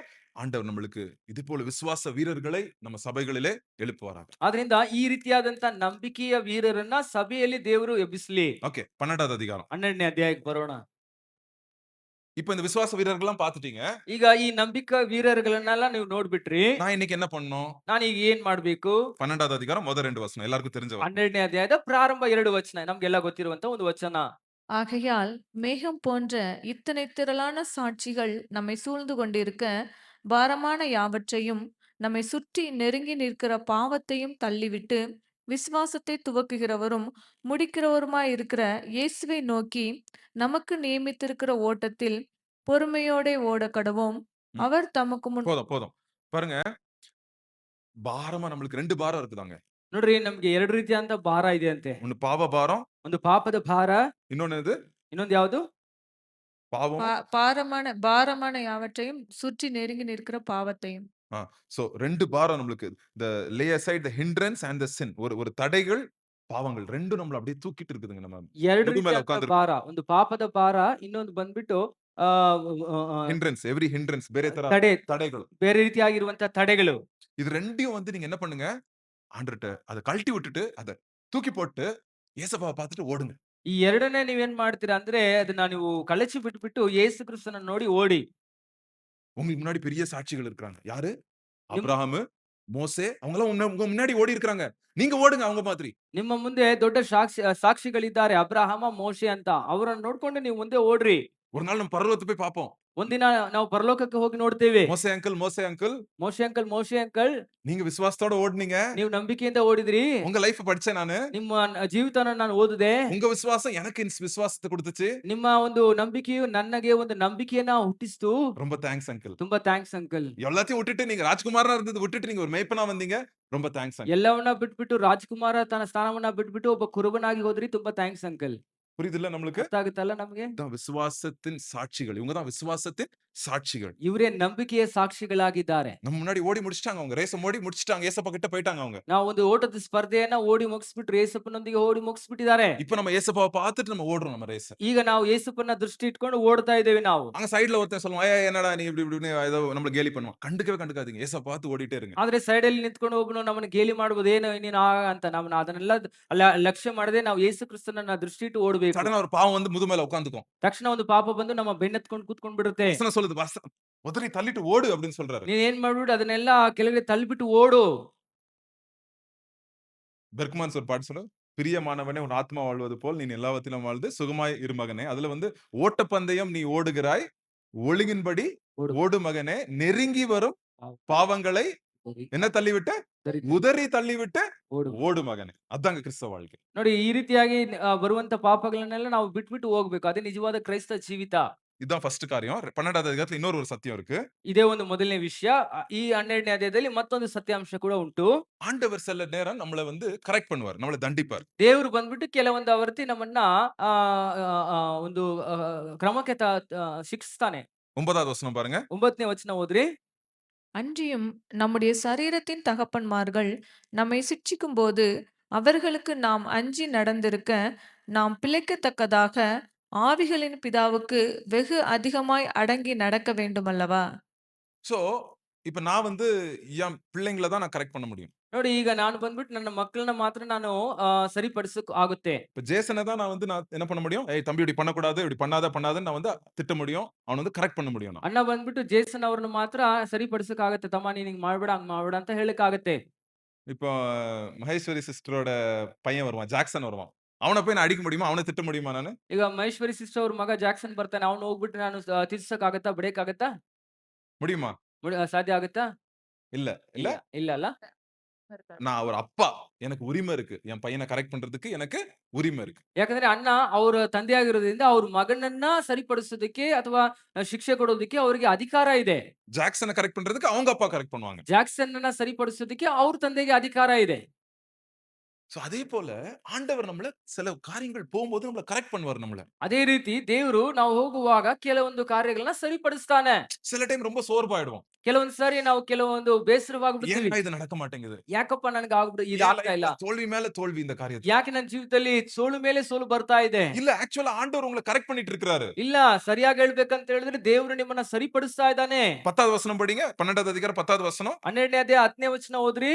அவர்கள் தங்களுக்கு நலமென்று தோன்றினபடி அந்த அப்பாக்கு நலம் என்று தோன்றியபடி கொஞ்ச காலம் சிட்சித்தார்கள். கொஞ்ச காலம் நம்மள என்ன பண்ணாங்க அப்பா அம்மா? சிக்ஷித்தார்கள். இவரோ ஆ, தம்முடைய பரிசுத்தத்திற்கு ஆ, நாம் பங்குள்ளவர்கள் ஆகும் பொருட்டு ம். நம்முடைய பிரயோஜனத்துக்காகவே நம்மை சிட்சிக்கிறார். நம்ம பரிசுத்தமாகணும் அப்படின்றதுக்காக நம்மளுடைய பெனிஃபிட்டுக்காக என்ன பண்றாங்க? நம்ம அப்பா என்ன பண்றாரு? நம்மள கரெக்ட் பண்றாரு. ಆದ್ರೆ ಶಾರೀರಿಕವಾಗಿ ತಂದೆ ಒಂದು ರೀತಿ ಶಿಕ್ಷೆ ಕೊಟ್ರೆ, ಆತ್ಮಿಕವಾದ ತಂದೆ ನಮಗೆ ಪರಿಶುದ್ಧತೆಯಲ್ಲಿ ಪಾಲುಗಾರರಾಗಬೇಕಂತೇಳಿ ನಮಗೆ ಶಿಕ್ಷೆಯನ್ನ ಕೊಡ್ತಾನಂತೆ. அப்புறம் படிங்க 16வது வசனம். எந்த சிட்சையும் எந்த சிக்ஷையும் தற்காலத்தில் ஆ, சந்தோஷமாய் காணாமல் சந்தோஷமா இருக்காது அந்த டைம்ல. துக்கமாய் காணும். ம். ஆகிலும் பிற்காலத்தில் அதில் பழகினவர்களுக்கு அது நீதியாகிய சமாதான பலனை தரும். ஆ, பாருங்க நெறைய வாட்டி ஆ, ம நம்ம சின்ன வயசுல அப்பா, அம்மா ஏன் நம்மள இப்படி பண்றாங்க அப்படின்னு நம்ம வந்து கேள்வி கேட்டிருப்போம் அப்பா, அம்மாட்ட. ಅನೇಕ ಸಂದರ್ಭದಲ್ಲಿ ನಾವು ಸಣ್ಣ ವಯಸ್ಸಿರುವಾಗ ತಂದೆ ತಾಯಿಗಳು ನಮಗೆ ಶಿಕ್ಷೆ ಕೊಡುವಾಗ ಯಾಕೆ ಈ ರೀತಿ ಮಾಡ್ತಾರೆ ಅಂತೇಳಿ ನಾವು ಪ್ರಶ್ನೆಗಳನ್ನ ಕೇಳಿರ್ತೀವಿ. ஏன் எனக்கு 15 வயசுலயே எனக்கு பைக் வாங்கி குடுக்கல? ಯಾಕೆ ನನಗೆ 15 ವಯಸ್ಸಿರುವಾಗಲೇ ಬೈಕ್ ಕೊಡಿಸ್ಲಿಲ್ಲ? எனக்கு 15 வயசாவது ஏன் ஐஃபோன் இது ஸ்மார்ட் ஃபோன் வாங்கி குடுக்கல? ನನಗೆ 15 ವಯಸ್ಸು ಆಗ್ತಾ ಇದೆ, ಯಾಕೆ ಸ್ಮಾರ್ಟ್ ಫೋನ್ ಕೊಡ್ತಾ ಇಲ್ಲ? கோவம் வரும் அந்த பிள்ளைங்களுக்கு. ಆ ಮಕ್ಕಳಿಗೆ ಕೋಪ ಬರುತ್ತೆ. அப்பா சரியில்ல. ಅಯ್ಯೋ ಅಪ್ಪ ಸರಿ ಇಲ್ಲ ರೀ. அப்பா எனக்கு வந்து எதுவும் வாங்கி தர மாட்டேங்கிறாரு. ಅಪ್ಪ ನನಗೆ ಯಾವ್ದನ್ನ ಖರೀದಿಸಿ ಕೊಡ್ತಾ ಇಲ್ಲ. ஆனா என்ன பண்றாரு? அப்பா பாதுகாக்கிறார். ಆದ್ರೆ ಅಪ್ಪ ಏನ್ ಮಾಡ್ತಾನೆ, ಅವ್ರನ್ನ ಕಾಪಾಡ್ತಾ ಇದ್ದಾನೆ. நான் பரிசுத்தமா இருக்கும்படி என்ன பாதுகாக்கிறார் அப்பா. ಪರಿಶುದ್ಧರಾಗಿರ್ಬೇಕಂತೇಳಿ ಕಾಪಾಡ್ತಾ ಇದ್ದಾನೆ. உலக அப்பா இப்படி பண்ணும்போது நம்ம அப்பாவை மரியாதை குடுக்குறோம் நம்ம. ஒரு காலத்துல அந்த காலத்துல மரியாதை குடுக்குறோம். வயசானவனே கொஞ்சம் மரியாதை குடுக்குறோம் நம்ம அப்பாக்கு. ಒಂದು ಕಾಲದಲ್ಲಿ ಒಂದು ವೇಳೆ ಮರ್ಯಾದೆ ಕೊಟ್ಟಿಲ್ಲ ಅಂದ್ರೂ ಕೂಡ ಸ್ವಲ್ಪ ಕಾಲ ಅಂದ್ರ ಮೇಲೆ ಆ ಒಂದು ಲೌಕಿಕ ತಂದೆಗೆ ಮರ್ಯಾದೆ ಕೊಡ್ತೇವೆ. ஆனா அதே சொல்றாரு இந்த ரைட்டர் என்ன சொல்றாருன்னா, இப்படி உலக பிரகாரமான அப்பா உங்கள கரெக்ட் பண்ணும்போது நீங்க அத ரெஸ்பெக்ட் பண்ணீங்கல்ல. உங்க பரலோக அப்பா உங்கள கரெக்ட் பண்ணும்போது நீங்க என்ன பண்ணணும்? நீங்க அத ஏற்றுக்கொள்ளுங்க அப்படின்னு சொல்றாரு. ಈ ಪತ್ರಿಕೆಯನ್ನು ಬರೆದಂತ ವ್ಯಕ್ತಿ ಹೇಳ್ತಿದ್ದಾನೆ, ಲೌಕಿಕವಾದ ತಂದೆಗೆ ನೀವು ಈ ರೀತಿ ಗೌರವ ಕೊಡೋದ್ರಿಂದ ನಿಮ್ಮನ್ನ ಪರಿಶುದ್ಧತೆಯಲ್ಲಿ ಸರಿಪಡಿಸುವಂತ ತಂದೆಗೆ ಇನ್ನೂ ಹೆಚ್ಚಾಗಿ ಗೌರವ ಕೊಡ್ರಿ ಅಂತ ಹೇಳ್ತಿದ್ದಾನೆ. சோ ரொம்ப ரொம்ப முக்கியங்க. ಅದರಿಂದ ತುಂಬಾ ಪ್ರಾಮುಖ್ಯತೆ ರೀ. சோ நம்ம லைஃப்லயும் அப்படிதான். ನಮ್ಮ ಜೀವಿತದಲ್ಲಿ ಕೂಡ ಇದೆ. ஆண்டவர் நம்மள ஏதாவது கரெக்ட் பண்ணிட்டு இருக்காருன்னா, ஆண்டவர்ட்ட நம்ம அத "ஏசப்பா இந்த கரெக்ஷன் ரொம்ப கஷ்டமா இருக்கு. எனக்கு ரொம்ப வேதனையா இருக்கு. பட் ஆனாலும் என்ன இன்னும் பரிசுத்தமாகணும்ன்றதுக்காக என்ன கரெக்ட் பண்றீங்க. அத நான் ஏற்றுக்கொள்றேன்ப்பா" அப்படின்னு நம்ம சொல்லணும். ಅದರಿಂದ ನಾವು ಈ ರೀತಿ ಹೇಳ್ಬೇಕು. ಒಂದು ಕಷ್ಟ ಪಡ್ತಾ ಇದ್ರೆ, ಶಿಕ್ಷೆಗೆ ಒಳಗಾಗ್ತಾ ಇದ್ರೆ, ದೇವ್ರೇ ನನಗೆ ಕಷ್ಟ ಆಗ್ತಾ ಇದೆ, ಆದ್ರೂ ಕೂಡ ನಾನು ಸಹಿಸ್ಕೋತೀನಿ ಅನ್ನೋ ಒಂದು ಮನೋಭಾವನೆಯಿಂದ ಹೇಳ್ಬೇಕು. கடைசியாக 13வது அதிகாரம். ಕಡೆಯದಾಗಿ 13ನೇ ಅಧ್ಯಾಯ. இதுல சில காரியங்கள் அன்பை குறித்து பேசுறார். ನೋಡ್ರಿ, ಇಲ್ಲಿ ಬಂದ್ಬಿಟ್ಟು ಕೆಲವೊಂದು ಪ್ರೀತಿಯ ಕುರಿತು ಹೇಳ್ತಿದ್ದಾನೆ. யாருனாலும் உபசரிங்க, அவங்கள நல்லா கவனிங்க, அன்பு செலுத்துங்க அப்படின்னு சொல்றாரு. ನೋಡಿ, ಅತಿಥಿ ಸತ್ಕಾರ ಮಾಡ್ರಿ, ಅವ್ರಿಗೆ ಬಂದ್ಬಿಟ್ಟು ನೀವು ಪ್ರೀತಿ ತೋರಿಸ್ರಿ, ಅವ್ರಿಗೆ ಎಲ್ಲ ರೀತಿಯಂತ ಸಹಾಯ ನೆರವುಗಳನ್ನ ಮಾಡ್ರಿ. ஆபிரகாம் இப்படிதான் ஒரு வாட்டி என்ன பண்ணாரு? ಅಬ್- ஒரு கெஸ்ட் வந்தாங்க. யாரோ கெஸ்ட் நினைச்சாரு. பட் அவங்க தேவதூதர்கள். ನೋಡಿ, ಅಬ್ರಾಮ ಇದೇ ರೀತಿ ಯಾವ್ದೋ ಒಬ್ಬ ಗೆಸ್ಟ್ ಬಂದಿದ್ದಾರೆ ಅಂತ ಹೇಳಿ ಅನ್ಕೊಂಡ್ರು, ಆದ್ರೆ ಕಡೆಯಲ್ಲಿ ನೋಡ್ಬೇಕಂದ್ರೆ ಆತ ಒಬ್ಬ ದೇವದೂತರು. சோ அதனால நம்ம யாரு கிடைச்சாலும், யாரு நம்மளுக்கு உதவி தேடி வந்தாங்கன்னா, அவங்களுக்கு நம்ம ஏதாவது உதவி செய்யணுங்க. ಆದ್ರಿಂದ ಯಾರು ನಮ್ಗೆ ಸಿಕ್ಕಿದ್ರು ಕೂಡ, ಯಾರಾದ್ರೂ ನಮಗೆ ನಮ್ಮ ಹತ್ರ ಸಹಾಯ ಬಿಡ್ಕೊಂಡು ಬಂದ್ರೆ ಅವ್ರಿಗೆ ನಾವು ಸಹಾಯ ಮಾಡೋದಕ್ಕೆ ಮುಂದಾಗ್ಬೇಕು. இயேசு கிறிஸ்து சொல்றாருல மத்தேயு 25:40 என்ன சொல்றாரு? உ உ உ இவைகளிலே ஒருவனுக்கு நீங்க எதை செய்தீங்களோ அது யாருக்கு செஞ்சீங்க? எனக்கே செய்தீங்க அப்படின்னு ஏசப்பா சொல்றாரு. ಯೇಸು ಕ್ರಿಸ್ತನು ಮತ್ತಾಯ ಸುವಾರ್ತೆ 25ನೇ ಅಧ್ಯಾಯ 40ನೇ ವಚನದಲ್ಲಿ ಹೇಳ್ತಿದ್ದಾನಲ್ಲ, ಈ ಅಲ್ಪನಾದ ಅವರಿಗೆ ಏನೆಲ್ಲ ಮಾಡ್ತಿರೋ ಅದು ನನಗೆ ಮಾಡ್ದಂಗ ಆಯ್ತು ಅಂತ. சோ அன்பை மனப்பூர்வமா விசுவாசம் உள்ளவர்கள் நீங்க. மனப்பூர்வமா நேசிங்க ஜனங்கள. ಆದ್ರಿಂದ ನಂಬಿಕೆಯಿಂದ ಕೂಡಿದವರಾಗಿರುವ ನೀವೇನ್ ಮಾಡ್ಬೇಕು? ಮತ್ತೊಬ್ಬರನ್ನ ಪ್ರೀತಿಯಿಂದ ಸೇವೆಗಳನ್ನ ಮಾಡ್ರಿ. அடுத்தது மேரேஜ் பத்தி பேசுறாரு. ನಂತರ ಮದುವೆ ಕುರಿತು ಮಾತನಾಡುತ್ತಿದ್ದಾನೆ.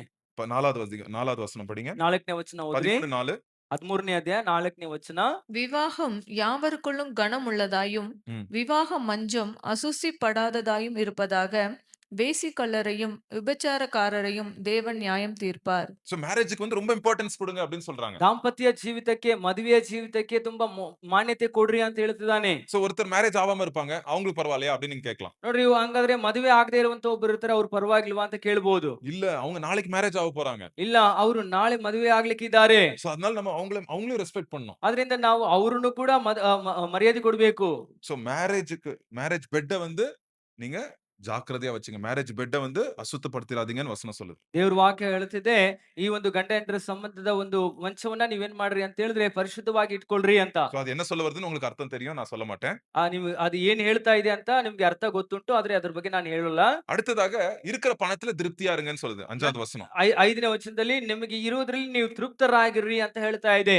ஏன்னா நான் உன்னை விட்டு விலகுவதும் இல்லை, உன்னை பண விஷயத்துல உன்னை கைவிடுவதும் இல்லை ஆண்டவர் சொல்றாராம். ಯಾಕಂದ್ರೆ ದೇವರು ಹೇಳ್ತಿದ್ದಾನೆ, ನಾನು ನಿನ್ನನ್ನು ಬಿಟ್ಟು ಕೈ ಬಿಡು, ನಿನ್ನನ್ನು ಬಿಟ್ಟು ಅಗಲುವುದಿಲ್ಲ, ಕೈ ಬಿಡುವುದಿಲ್ಲ, ಆರ್ಥಿಕವಾಗಿ ಕೂಡ ಬಿಡುವುದಿಲ್ಲ ಅಂತ ದೇವರು ವಾಕ್ಯ So, நீங்க ಹೇಳುತ್ತಿದ್ದಾನೆ. பயப்படாதீங்க. பண விஷயத்துல பயப்படாதீங்க. திருப்தியா இருங்க. ஆண்டவர் என்ன கொடுத்திருக்காரோ அது திருப்தியா இருங்க அப்படின்னு சொல்றாங்க. ಆದ್ರಿಂದ ದೇವರು ನಿಮ್ಗೆ ಏನ್ ಕೊಟ್ಟಿದ್ದಾನೋ ಅದರಲ್ಲಿ ನೀವು ತೃಪ್ತರಾಗಿರಿ ಅಂತ ದೇವರು ವಾಕ್ಯ ಹೇಳ್ತಾ ಇದೆ. சோ ஆண்டவர் வந்து என்ன கைவிட மாட்டாரு. பண விஷயத்துல என்ன கைவிட மாட்டாரு. ஆண்டவர் என்ன பாத்துக்குவார் அப்படின்ற ஒரு நம்பிக்கை இருக்கும். ಆದ್ರಿಂದ ಆರ್ಥಿಕವಾದ ರೀತಿಯಲ್ಲಿ ದೇವರು ನನ್ನನ್ನು ಕೈ ಬಿಡೋದಿಲ್ಲ ಅನ್ನೋ ಒಂದು ನಂಬಿಕೆ ನಮ್ಮ ಜೀವಿತದಲ್ಲಿ ಇರಬೇಕು. அடுத்தது உங்க சர்ச் பாஸ்டர்ஸ்க்கு இல்ல எல்டர்ஸ்க்கு ரொம்ப மரியாதையோட இருங்க. மரியாதை கொடுங்க அவங்களுக்குன்னு சொல்றாங்க. ನಂತರ ಬಂದ್ಬಿಟ್ಟು ನಿಮ್ಮ ಸಭೆಯಲ್ಲಿ ಇರುವಂತ ಹಿರಿಯರಿಗೆ, ಬೋಧಕರಿಗೆ ನೀವು ಮರ್ಯಾದೆಯನ್ನ ಕೊಡ್ರಿ ಅಂತ ಹೇಳ್ತಿದ್ದಾನೆ. 7வது வசனத்துல போட்டிருக்கோம். ನೋಡ್ರಿ 7ನೇ ವಚನದಲ್ಲಿ, தேவ வசனத்தை உங்களுக்கு போதித்து உங்களை நடத்தினவர்களை நீங்கள் நினைத்து அவர்களுடைய நடுக்கையின் முடிவை நன்றாய் சிந்தித்து அவர்களுடைய விசுவாசத்தை பின்பற்றுங்கள். அது மாத்திரம் இல்ல. இன்னொரு வசனம் பாருங்க. 17வது வசனம் படிங்க. 17ನೇ ವಚನ ಕೂಡ ಓದ್ರಿ. உங்களை நடத்துகிறவர்கள் உங்கள் ஆத்துமாக்களுக்காக உத்தரவாதம் பண்ணுகிறவர்களாய் விழித்திருக்கிறவர்கள் ஆனபடியால் அவர்கள் துக்கத்தோட அல்ல சந்தோஷத்தோட அதை செய்யும்படி அவர்களுக்கு கீழ்ப்படிந்து அடங்குங்கள். அவர்கள் துக்கத்தோட அப்படி செய்தால் அது உங்களுக்கு பிரயோஜனமாய் இருக்க மாட்டாதே. சோ பாருங்க. உங்களுக்குள்ள ஊழியம் செய்றாங்க தெரியுமா? ஊழியக்காரங்களுக்கு மரியாதை கொடுங்க அப்படின்னு சொல்லுது. ಅದರಿಂದ ನಿಮ್ಮಲ್ಲಿ ಸೇವೆ ಮಾಡ್ತಾರಲ್ಲ, ಆ ಸೇವಕರಿಗೆ ನೀವು ಮರ್ಯಾದೆ ಕೊಡ್ರಿ ಅಂತ ಹೇಳ್ತಾ ಇದೆ. இந்த காலத்துல வந்து அம் சர்ச்சோட லீடர்ஸ்க்கு மரியாதையே இல்லங்க. மரியாதை கொடுக்க மாட்டேங்கிறாங்க நெறைய பேர். ಆದ್ರಿಂದ ಈ ಕಾಲದಲ್ಲಿ ಇರುವಂತಹ ಸೇವಕರಿಗೆ ಸಭೆಯಲ್ಲಿ ಇರುವಂತವ್ರು ಏನ್ ಮಾಡೋದಿಲ್ಲ, ಮರ್ಯಾದೆಯೇ ಕೊಡೋದಿಲ್ಲ. 2 விதமா இருக்கு நான் பார்த்துட்டு இருக்கிறேன். 2 ರೀತಿಯಾಗಿದೆ, ನಾನು ನೋಡ್ತಾ ಇದ್ದೇನೆ. ஒண்ணு கடவுள் ஸ்தானத்துல அவங்கள உயர்த்திடுறாங்க. அப்படியே கடவுள் மாதிரி அவங்கள தூக்கி வச்சிடுறாங்க. எல்லாம் அவங்க தான் ஆவிக்குரிய காரியம்லாம் அவங்க தான் பண்ணணும் அப்படின்னு ரொம்ப ஓவர் மேல வச்சிடுறாங்க தலை மேல. ಒಂದು ಬಂದ್ಬಿಟ್ಟು ಅವ್ರನ್ನ ಹಂಗೆ ಮೇಲೆ ಕೆತ್ತು ಬಿಡ್ತಾರೆ. ದೇವ್ರ ತರ ಎಲ್ಲಾ ಕಾರ್ಯ ಒಂದು ರೀತಿಯಲ್ಲಿ ದೇವ್ರಿಗೆ ಲೆಕ್ಕಾಗೆ, ದೇವ್ರಿಗೆ ಸರಿಯಾಗಿ ಅವ್ರಿಗೆ ಮಾಡ್ಬಿಡ್ತಾರೆ. இன்னொன்னு வந்து மரியாதையே இல்ல. அவனா? இவனா? அப்படின்னு பாஸ்டர் மரியாதை இல்லாம, ஊழியக்காரங்கள மரியாதை இல்லாம பேசுறது இன்னொரு சைடு. ಇನ್ನೊಂದು ಕಡೆ ಬಂದ್ಬಿಟ್ಟು ಮರ್ಯಾದೆಯೇ ಕೊಡೋದಿಲ್ಲ. ಅವನ ಅಂತ ಹೇಳಿ ತುಂಬಾ ತಾತ್ಸಾರದಿಂದ ತುಚ್ಛೀಕಾರ ಮಾಡೋದು. ஆனா வசனம் என்ன சொல்லுது? ಆದ್ರೆ ವಾಕ್ಯ ಏನ್ ಹೇಳ್ತಾ ಇದೆ, பேலன்ஸா இருங்க. ನೀವು ಬಂದ್ಬಿಟ್ಟು ಸಮತೋಲನವಾಗಿರ್ರಿ. ரெஸ்பெக்ட் பண்ணுங்க. ನೀವು ಅವರಿಗೆ ಗೌರವ ಕೊಡ್ರಿ. உங்க ஆத்துமா மேல அவங்க பாடுபட்டு இருக்காங்க. உங்களுக்காக ஜெபம் பண்ணிட்டு இருக்காங்க. ಯಾಕಂದ್ರೆ ನಿಮ್ಮ ಆತ್ಮ ಭಾರ ಉಳ್ಳವರಾಗಿ ನಿಮಗೋಸ್ಕರ ಪ್ರಾರ್ಥನೆ ಮಾಡ್ತಿದ್ದಾರೆ. உங்க நல்லதுக்காக அவங்க கஷ்டப்பட்டுட்டு இருக்காங்க. ನಿಮ್ಮ ಕ್ಷೇಮಕ್ಕೋಸ್ಕರ ಅವರು ಬಾಧೆ ಪಡ್ತಿದ್ದಾರೆ. நீங்க அவங்களுக்கு ரெஸ்பெக்ட் கொடுங்க. ನೀವು ಅವರಿಗೆ ಗೌರವ ಕೊಡ್ರಿ. ரெஸ்பெக்ட்னா என்ன அர்த்தம்னு சொல்றேன். ಗೌರವ ಅಂದ್ರೆ ಏನ್ ಗೊತ್ತಾ? டைமுக்கு சர்ச்சுக்கு வர்றது. ಸರಿಯಾದ ಸಮಯಕ್ಕೆ ಸಭೆಗೆ ಬರೋದು. பாஸ்டர் ஒரு மீட்டிங் கூப்பிட்டாருன்னா வரேன்னு சொல்லிட்டு கண்டிப்பா வரணுங்க. ஆனா ಪಾಸ್ಟರ್ ಒಂದು ಮೀಟಿಂಗ್ಗೆ ಪ್ರೇಯರ್ಗೆ ಎಲ್ಲಾರು ಕರೆದ್ರೆ ಬರ್ತೀನಿ ಅಂತ ಹೇಳಿದ್ರೆ ಖಂಡಿತವಾಗಿ ಬರ್ಬೇಕ್ರಿ. நிறைய பேர் இந்த வாலிப பசங்களுக்கு இந்த காலத்துல வந்து பெரியவங்களுக்கு மரியாதை கொடுக்கிறது ரொம்ப கம்மியாயிருச்சு இந்த காலத்துல. ಈಗಿನ ಕಾಲದಲ್ಲಿ ಇರುವಂತ ಯೌವನಸ್ಥರಿಗೆ ದೊಡ್ಡವರಿಗೆ ಮರ್ಯಾದೆ ಕೊಡುವಂತ ವಿಚಾರದಲ್ಲಿ ಕಡಿಮೆ ಆಗ್ಬಿಡ್ತಾರೆ.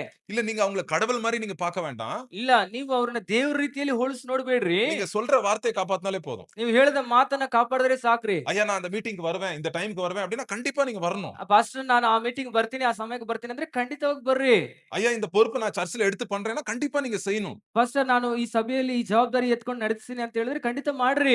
ஏன்னா பாஸ்டர் மைண்ட்ல நிறைய ஜெபத்தோட பைபிள் மெசேஜ் ப்ரிப்பேர் பண்ணனும். நிறைய மைண்ட் அங்கேயே ஃபோக்கஸ் அங்கேயே இருக்கும் நிறைய அவங்களுக்கு. ಯಾಕಂದ್ರೆ ಪಾಸ್ಟರ್ಗಳು ಬಂದ್ಬಿಟ್ಟು ಪ್ರಾರ್ಥನಾ ಪೂರ್ವಕವಾಗಿ ಸಂದೇಶವನ್ನು ಸಿದ್ಧ ಮಾಡಬೇಕು, ಮತ್ತೆ ದೇವರೊಂದಿಗೆ ಅದು ಸಂಬಂಧದಿಂದ ಇರುತ್ತದೆ. சோ சில பொறுப்புகளை அவங்க செய்ய முடியாது. சோ வேற யாராவது அந்த பாரத்தை எடுத்துக்கிட்டாங்கன்னா அவங்க மைண்ட் ஃப்ரீ ஆகும்போது அவங்க வந்து இன்னும் சந்தோஷமா வந்து ஆண்டவருடைய செய்தியை கொடுக்கலாம், ஆண்டவருடைய நற்செய்தியை சொல்லலாம் அவங்க. ಅದರಿಂದ ಕೆಲವೊಂದು ಜವಾಬ್ದಾರಿಗಳನ್ನ ಅವರು ಮಾಡೋದಕ್ಕೆ ಆಗೋದಿಲ್ಲ. ಇದನ್ನ ನೀವು ಹಂಚಿಕೊಂಡು ಮಾಡಿದ್ರೆ ಇನ್ನ ಹೆಚ್ಚಾಗಿ ದೇವರ ವಾಕ್ಯದಲ್ಲಿ ಅವರು ನಿಗಾ ವಹಿಸಬಹುದು. அதான் வசனம் சொல்லுது, சந்தோஷத்தோட அவங்க ஊழியம் செய்யறதுக்கு நீங்க ஹெல்ப் பண்ணுங்க. ಅದೇ துக்கத்தோட அவங்க ஊழியம் செய்யக்கூடாது அப்படின்னு போடுது. ಅದೇ ದೇವರ ವಾಕ್ಯ ಹೇಳುತ್ತದೆ, ಸಂತೋಷದಿಂದ ಅವರು ದೇವರ ಸೇವೆಯನ್ನ ಮಾಡೋದಕ್ಕೆ ನೀವು ಏನ್ ಮಾಡ್ರಿ ಅಂದ್ರೆ ಪ್ರೋತ್ಸಾಹವನ್ನ ನೀಡ್ರಿ, ವ್ಯಸನದಿಂದ ಅಲ್ಲ. சோ ரொம்ப முக்கியங்க அது. ಅದರಿಂದ ತುಂಬಾ ಪ್ರಾಮುಖ್ಯತೆ ಇದೆ ಇದು. சரியா? சோ எபிரேயர் புத்தகம் இன்னும் நிறைய காரியம் இருக்கு. நான் எல்லாம் டீடைல் போல, பட் முக்கியமான காரியங்களை நம்ம கவர் பண்ணிட்டோம். ಅದರಿಂದ ಎಬ್ರಿಯ ಪುಸ್ತಕದ ಇನ್ನ ತುಂಬಾ ಮುಖ್ಯವಾದ ಕಾರ್ಯಗಳನ್ನ ಮುಗಿಸ್ಬಿಟ್ವಿ. ಆದ್ರೆ ಇನ್ನ ಹೆಚ್ಚು ವಿಷಯಗಳಿದೆ, ಆದ್ರೆ ನಾವು ಸಾಧ್ಯವಾಗುವಷ್ಟು ಮುಗಿಸಿದ್ದೇವೆ. இயேசு கிறிஸ்துனா யாரு? ಯೇಸು ಕ್ರಿಸ್ತನ್ ಅಂದ್ರೆ ಯಾರು? நம்மளுடைய ரட்சிப்பு வந்து எவ்வளவு பெருசு. ನಮ್ಮ ರಕ್ಷಣೆಯ ಒಂದು ಎಷ್ಟು ದೊಡ್ಡದಾಗಿದೆ. அடுத்தது ஒரு ஃபார்முலா சொன்னேன்ல, என்னது? ಒಂದು ಸೂತ್ರ ಹೇಳಿದೆಲ್ಲ, ಯಾವುದು ಯಾವುದು? ஆண்டவருடைய வார்த்தை, ஆண்டவருடைய சத்தம் பிளஸ் விசுவாசம் இஸ் ஈக்குவல் டு என்னது? இளைப்பாறுதல். ದೇವರ ಶಬ್ದ ನಂಬಿಕೆ ಈಸ್ ಈಕ್ವಲ್ ಟು ಏನಂದ್ರೆ ವಿಶ್ರಾಂತಿ. ரெஸ்ட்ன்னு சொல்லுவாங்க. அதே ವಿಶ್ರಾ ஆண்டவருடைய சத்தம் பிளஸ் அவிசுவாசம் இஸ் ஈக்குவல் டு கீழ்ப்படியாமை, டிசோபீடியன்ஸ். ಅದೇ ದೇವರ ಶಬ್ದ ಮಾತ್ರವಲ್ಲದೆ ಅವಿಧೇಯತೆ ಅಂತ ಹೇಳಿ ಬಂದಾಗ ನಮ್ಗೇನಾಗ್ಬಿಡುತ್ತೆ ಅಂತ ಹೇಳಿದ್ರೆ ಆಶೀರ್ವಾದ ಬರೋದಿಲ್ಲ, ಅವಿಧೇಯತೆಯಲ್ಲಿ இன்னொன்னு ಬಿದ್ದೋಗ್ಬಿಡ್ತೀವಿ. 5வது 6வது அதிகாரத்துல என்ன பார்த்தோம்? 5ನೇ 6ನೇ ಅಧ್ಯಾಯದಲ್ಲಿ ಏನು ಓದಿದ್ದೀವಿ? விசுவாசம் பிளஸ் பொறுமை இஸ் ஈக்குவல் டு வாக்குத்தத்தங்கள் நிறைவேறப்படுறது. ನಂಬಿಕೆ ಪ್ಲಸ್ ತಾಳ್ಮೆ ಅಂದ್ರೆ ದೇವರ ವಾಗ್ದಾನಗಳು ನೆರವೇರುತ್ತೆ, ಆಶೀರ್ವಾದ ತರುತ್ತೆ. அடுத்தது நம்ம பார்த்தோம் பழைய உடன்படிக்கைனா என்ன, இயேசு கிறிஸ்து ரத்தத்தினாலே கொடுக்கப்பட்ட புதிய உடன்படிக்கைனா என்னன்னு பார்த்தோம். ಮುಂದಿನದಾಗಿ ನೋಡ್ಬೇಕಂದ್ರೆ ಹಳೆ ಒಡಂಬಡಿಕೆ ಅಂದ್ರೆ ಏನು, ಹೊಸ ಒಡಂಬಡಿಕೆ ಯೇಸು ಕ್ರಿಸ್ತನ ಮುಖಾಂತರವಾಗಿ ಏನ್ ಕೊಡಲಾಗಿದೆ ಅಂತ ನಾವು ಓದಿದ್ದೇವೆ, ನೋಡಿದ್ದೇವೆ. அடுத்து விசுவாச வீரர்களை பத்தி பார்த்தோம். ನಂತರ ನಂಬಿಕಾ ವೀರರುಗಳ ಬಗ್ಗೆ ನಾವು ನೋಡಿದ್ದೇವೆ. பார்த்து ஓடுறது பத்தி பார்த்தோம். ಯೇಸು ಕ್ರಿಸ್ತನನ್ನ ದೃಷ್ಟಿಸಿ ಓಡುವುದನ್ನ ಕುರಿತು ನೋಡಿದ್ದೇವೆ. அப்பா நம்மள கரெக்ட் பண்றாரு. அப்பா கரெக்ட் பண்றதுக்கு நம்ம பரலோக அப்பா நம்மள கரெக்ட் பண்ணும்போது அதுக்கு நம்ம என்ன பண்ணணும், அக்செப்ட் பண்ணிக்கணும் அப்படின்னு சொன்னோம். ತಂದೆ ನಮ್ಮನ್ನ ಶಿಕ್ಷೆ ಮಾಡ್ತಿದ್ದಾನೆ, ಪರಲೋಕದ ತಂದೆ ನಮ್ಮನ್ನ ಶಿಕ್ಷಿಸುವಾಗ ನಮ್ಮನ್ನ ನಾವು ಸರಿಪಡಿಸ್ಕೋಬೇಕಂತ ನೋಡಿದ್ವಿ. அடுத்ததாக கடைசியாக ಕಡೆಯದಾಗಿ பூரண அன்போட இருங்க. ಪೂರ್ಣ ಪ್ರೀತಿಯಿಂದ ಇರ್ರಿ. மேரேஜ ரெஸ்பெக்ட் பண்ணுங்க. ಮದುವೆಯನ್ನ ನೀವು ಮಾನ್ಯತೆಯನ್ನು ಮಾಡ್ರಿ. பணத்துல திருப்தியா இருங்க. ಹಣದಲ್ಲಿ ತೃಪ್ತರಾಗಿರ್ರಿ. கடைசியாக ஊழியக்காரர்களுக்கு மரியாதை கொடுத்து அவங்கள சந்தோஷமா ஊழியம் செய்யறதுக்கு ஹெல்ப் பண்ணுங்க. ಕಡೆಯದಾಗಿ ಸೇವಕರಿಗೆ ಸಂತೋಷವಾಗಿ ವಿಧೇಯರಾಗಿ ಸೇವೆಯನ್ನು ಮಾಡ್ಲಿಕ್ಕೆ ನೀವು ಸಹಾಯವಾಗಿರ್ರಿ. ஆண்டவர் இன்னும் உங்களோட பேசுவாரு. நீங்க எபிரேயர் 1ல இருந்து 13 நீங்க படிக்கும்போது நெக்ஸ்ட் டைம் படிக்கும்போது உங்களுக்கு இன்னும் என்னவா இருக்கும், இப்போ ஈஸியா இருக்கும், புரியும். ಈಗ ನೀವು 1ರಿಂದ 13ನೇ ಅಧ್ಯಾಯವನ್ನ ನೀವು ಮತ್ತೆ ತಿರುಗಿ ಓದುವಾಗ ಇನ್ನ ಹೆಚ್ಚಾದ ವಿಷಯಗಳನ್ನ ನೀವು நிஜமா ಅರ್ಥಕೊಳ್ಳಬಹುದು. சொல்றேன், நான் 10, 20 வாட்டி படிச்சேன் ஃபர்ஸ்ட் டைம். எனக்கு புரியல. ಅಣ್ಣ ಬಂದ್ಬಿಟ್ಟು 20 ಸಲ ಓದ್ರಂತೆ, ಅವ್ರಿಗೆ ಅರ್ಥ ಆಗಿಲ್ಲ ಅಂತೆ. 2005ல 2005ರಲ್ಲಿ 20 வருஷத்துக்கு முன்னாடி 20 வாட்டி படிச்சேன், புரியல எனக்கு. 20 ವರ್ಷದ ಕೆಳಗೆ ಅಣ್ಣ 20 ಸಾರಿ ಓದಿದ್ರಂತೆ, ಅರ್ಥ ಆಗಿಲ್ಲ ಅಂತೆ. சோ அதனால சில காரியங்கள் யாராவது கொஞ்சம் ஹெல்ப் பண்ணா அத நீங்க வாங்கிக்கங்க. இத மாதிரி இதான் ஹெல்ப் பண்றோம் உங்களுக்கு, நாங்க கொஞ்சம் டீச் பண்ணி சொல்லி தரோம்.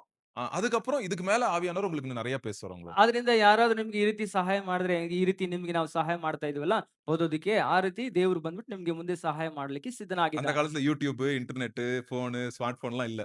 சோ அதனால கஷ்டப்பட்டு கத்துக்கிட்டு இப்போ உங்களுக்கு நிறைய வசதிகள் இருக்கு.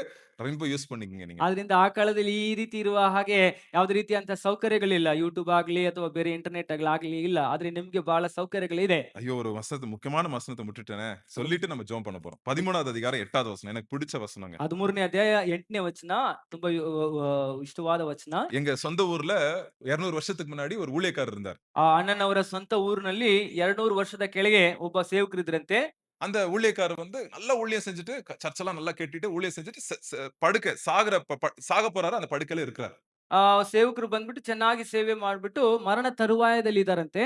அவர் வந்து கேக்குறாங்க, ஐயா லாஸ்ட் வேர்ட்ஸ் ஏதாவது இருக்குதா, கடைசி வார்த்தைகள் ஏதாவது இருக்குதா அப்படின்னு கேக்குறாங்க. ಅವ್ರ ಹತ್ರ ಬಂದ್ಬಿಟ್ಟು ಕೇಳಿದ್ರಂತೆ, ಅಯ್ಯ ಏನಾದ್ರು ಕಡೆದಾಗಿ ಏನಾದ್ರು ಹೇಳಲಿಕ್ಕಿದ್ದೀರಾ, ದೇವರ ವಾಕ್ಯ ಏನಾದ್ರು ಹೇಳಲಿಕ್ಕಿದ್ದೀರಾ ಅಂತ. அவர் ரொம்ப வீக், இறந்து சாக போறாரு, பேச கூட முடியல அவரால. ಅವ್ರು ತುಂಬಾ ಬಲಹೀನರಾಗ್ಬಿಟ್ಟಿದ್ದಾರೆ, ಮರಣ ತರುವಾಯದಲ್ಲಿ ಇದ್ದಾರೆ, ಮಾತನಾಡ್ಲಿಕ್ಕೆ ಆಗ್ತಾ ಇಲ್ಲ. கையை தூக்குனாரு. ಕೈ ಎತ್ತಿದ್ರು, அந்த செவுத்தை பார்த்து இப்படி கையை நீட்டினாரு. ಆ ಗೋಡೆಯ ನೋಡ್ಬಿಟ್ಟು ಹಿಂಗ್ ಕೈ ತೋರಿಸ್ರಂತೆ. அங்க பாருங்க பாருங்க அப்படின்னா ಅಲ್ಲಿ ನೋಡ್ರಿ ಅಂತ. அந்த இடத்துல ஒரு வசனம் எழுதிருந்துச்சு. ಅಲ್ಲಿ ಒಂದು ವಚನ ಹಾಕಲ್ಪಟ್ಟಿತ್ತಂತೆ. இந்த வசனம் தான். ಈ ವಚನನೇ ಅದು. 13வது அதிகாரம் 8வது வசனம். 13ನೇ ಅಧ್ಯಾಯ 8ನೇ ವಚನ. இயேசு கிறிஸ்து நேற்றும் இன்றும் என்றும் மாறாதவராய் இருக்கிறார். இயேசு கிறிஸ்து ಯೇಸು ಕ್ರಿಸ್ತನು நேற்றும் ನಿನ್ನೆ ಇದ್ದ ಹಾಗೆ இன்றும் ಇವತ್ತು என்றும் ಇದ್ದಾನೆ, மாறாதவராய். ನಿರಂತರವೂ ಹಾಗೆ ಇದ್ದಾನೆ. ஆமென். ಆಮೆನ್. நம்ம லைஃப்ல எல்லாம் மாறுங்க. ನಮ್ಮ ಜೀವಿತದಲ್ಲಿ ಎಲ್ಲವೂ ಬದಲಾಗುತ್ತೆ. நம்ம சரீரம் மாறும், ನಮ್ಮ ಶರೀರ ಬದಲಾಗುತ್ತೆ, வேலை மாறும், ನಮ್ಮ ಕೆಲಸ ಬದಲಾಗುತ್ತೆ, நம்ம குடும்பம் மாறும், ಕುಟುಂಬ ಬದಲಾಗುತ್ತೆ, தெரிஞ்சிருந்தவங்க மாறுவாங்க, ನಮ್ಮ ಪರಿಚಯ ಇರೋರೆಲ್ಲ ಬದಲಾಗ್ತಾರೆ, அரசியல்ல சீஃப் மினிஸ்டர் மாறுவாங்க, ಈ ಒಂದು ರಾಜಕೀಯದಲ್ಲಿ ಚೀಫ್ ಮಿನಿಸ್ಟರ್ಗಳು ಬದಲಾಗ್ತಾರೆ, ரேட் மாறும், ಆ ಬೆಲೆಗಳೆಲ್ಲ ಬದಲಾಗುತ್ತೆ, ஜனங்க மாறுவாங்க. ಜನರು ಬದಲಾಗುತ್ತಾರೆ. நம்ம வாழ்க்கையில மாறாதவர் யாரு? ನಮ್ಮ ಜೀವಿತದಲ್ಲಿ ಬದಲಾಗದೆ ಅವನು ಯಾರು? இயேசு கிறிஸ்து. ಯೇಸು ಕ್ರಿಸ್ತನು ಮಾತ್ರ. இயேசு கிறிஸ்து நேற்றும் இன்றும் என்றும் மாறாதவராய். ಯೇಸು ಕ್ರಿಸ್ತನು ನಿನ್ನೆ ಇದ್ದ ಹಾಗೆ ಇಂದು ಎಂದು ಸದಾಕಾಲ